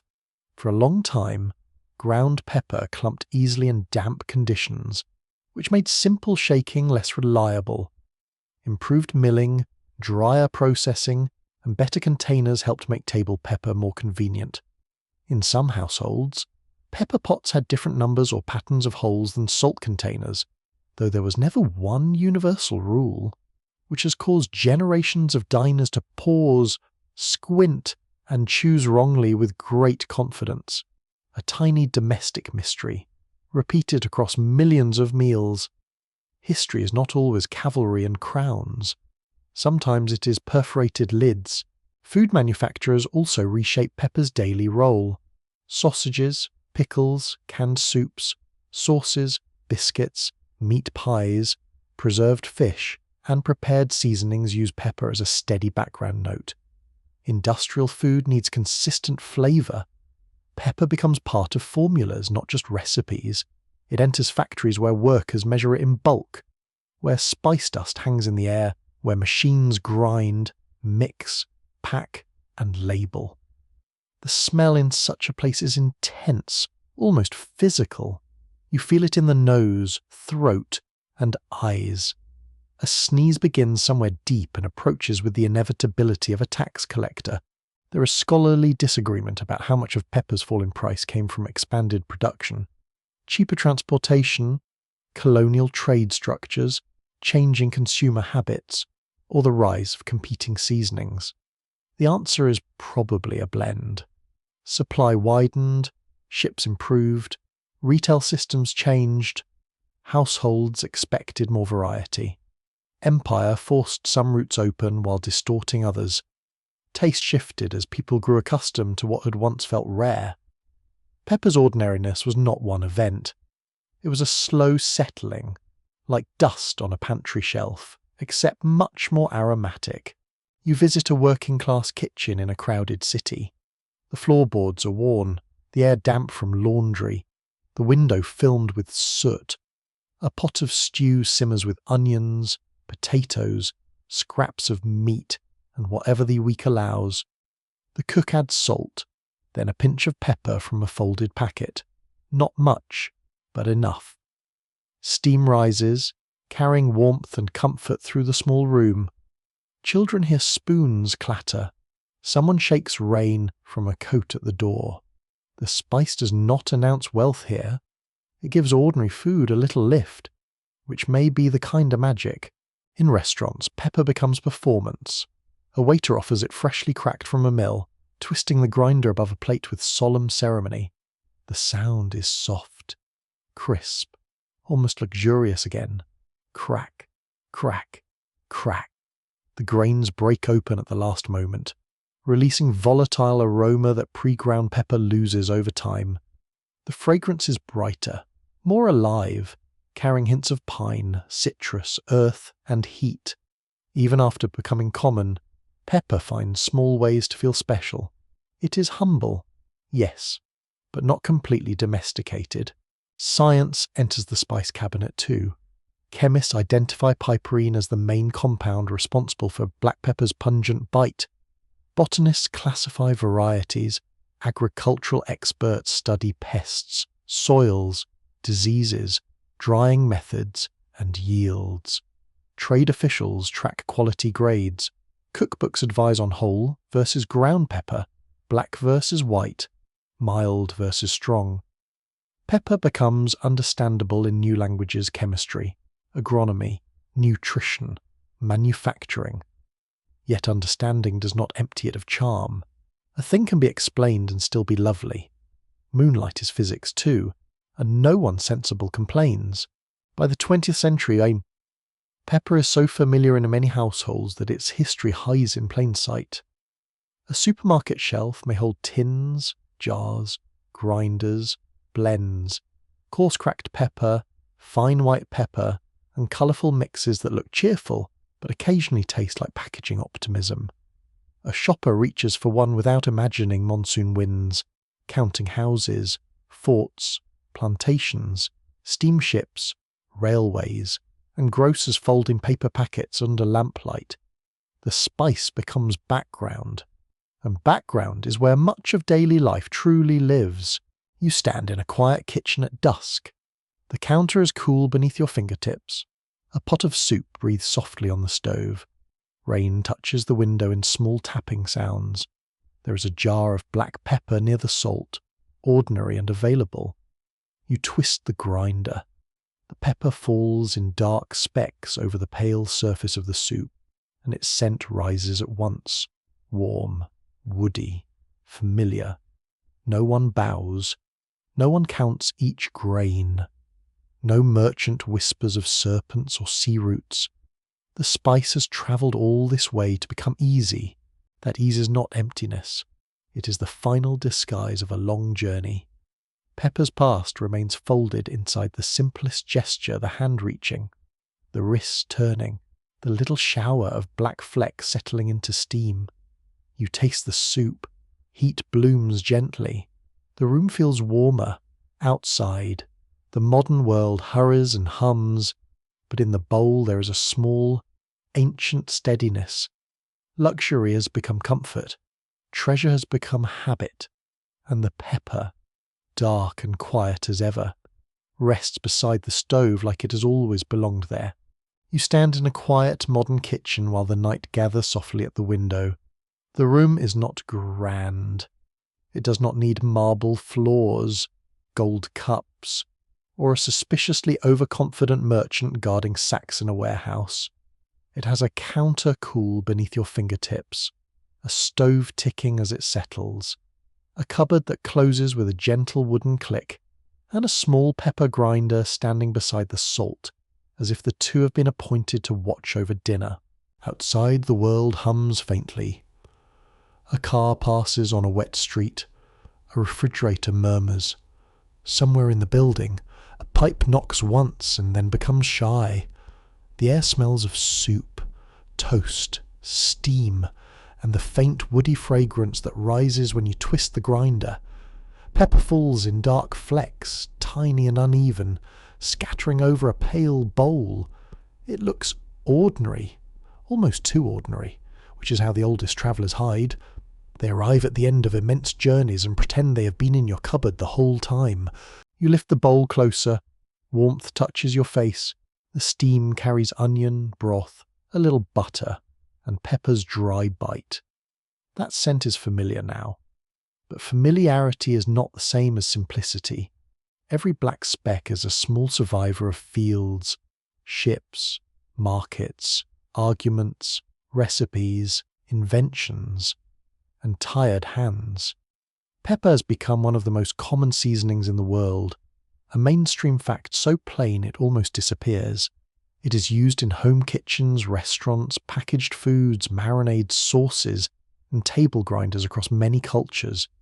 It has travelled from rare treasure to daily habit, and somehow still manages to make soup more interesting.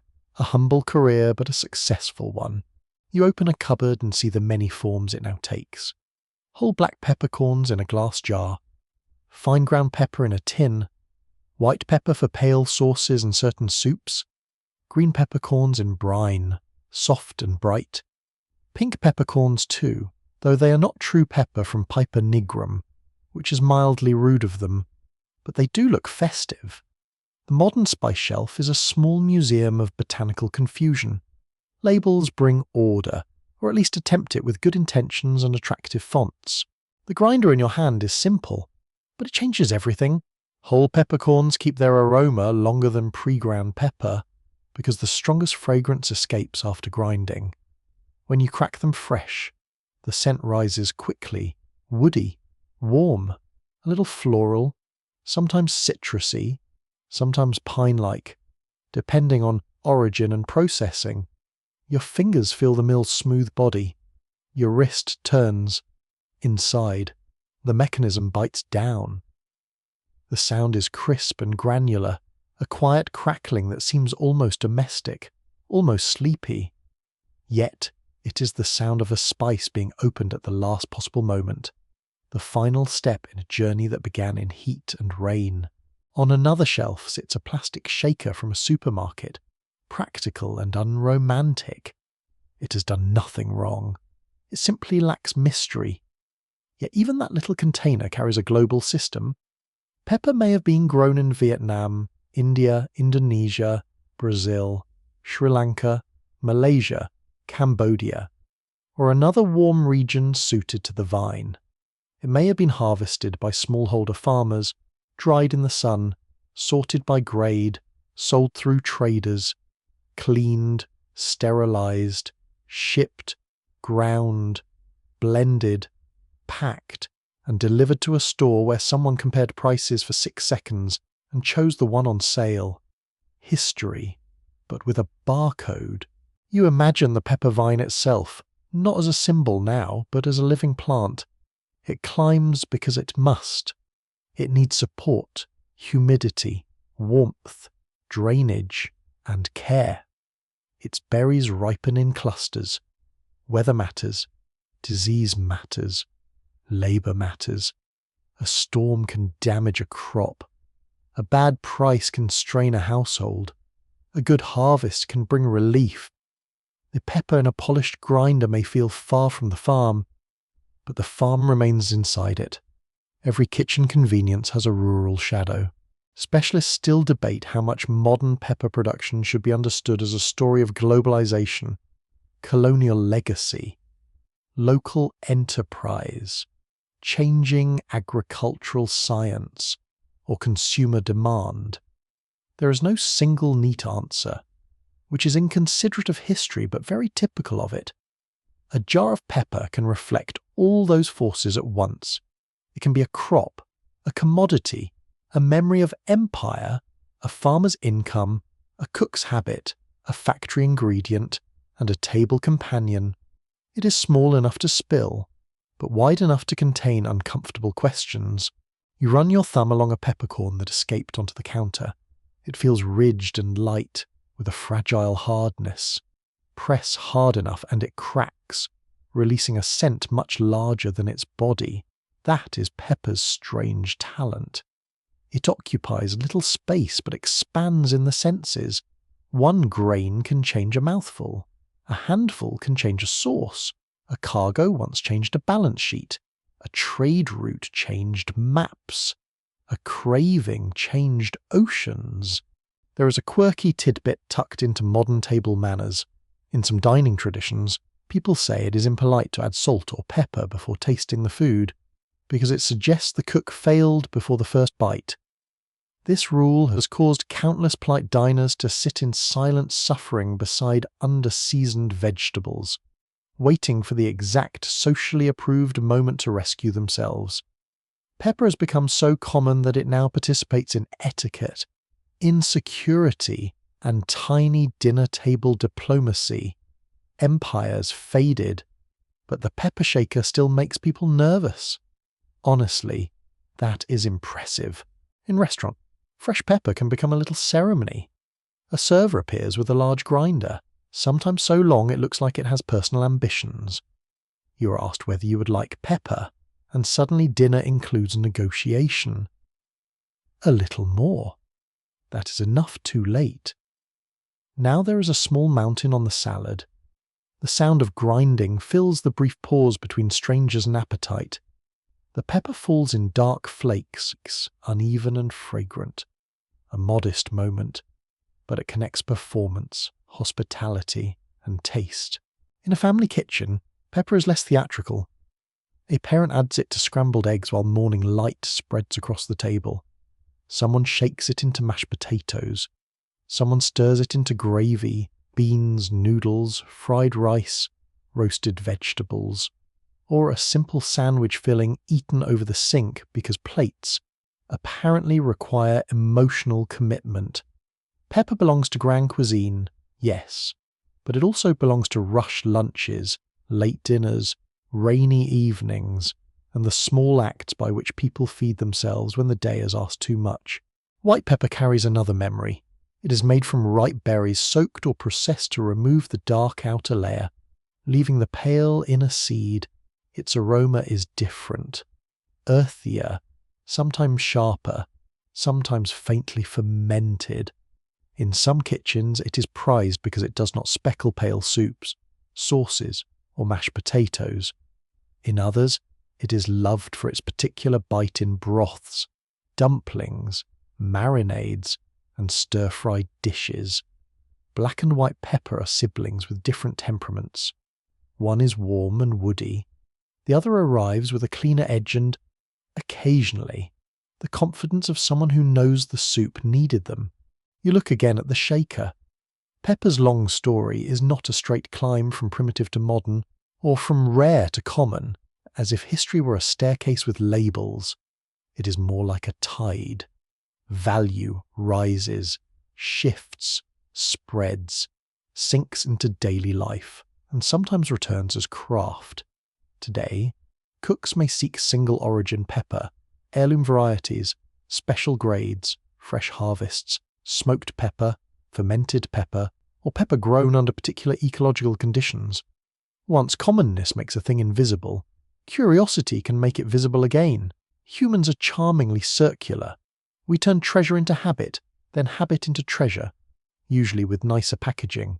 The kitchen grows quieter, the soup cools slightly, you taste it again, and the peppers settled into the broth, no longer floating separately but warming the whole bowl. That is what it has always done best. It joins. It binds distance to nearness.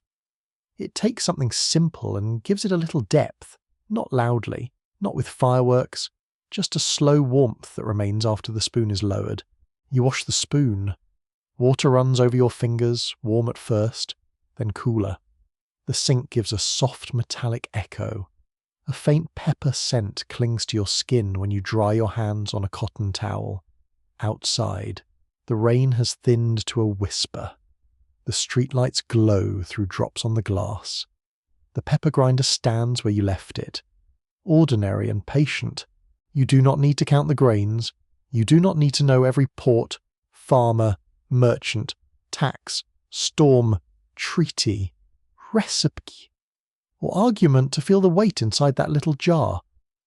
The story is there anyway, resting in plain sight, Sometimes history does not sit behind museum glass. Sometimes it waits beside the stove, ready to be cracked open over soup. And now the kitchen softens further. The counter fades into shadow. The window darkens until it reflects only a small warm room, a quiet bowl, a folded towel, and the gentle shape of your hand resting near the grinder. The spice no longer needs to travel tonight. It has arrived. The winds are still. The ships are still. The ledgers are closed. The market voices sink into silence. You breathe in slowly, and the last trace of pepper is warm, earthy, and calm. It drifts through the room like a memory made harmless by distance. Your shoulders loosen. Your eyes grow heavy. The night holds everything lightly. The rain, the road, the sea, the vine, the field, the kitchen, and you. The pepper sleeps in its jar, dark and quiet, while the world turns softly beyond the glass.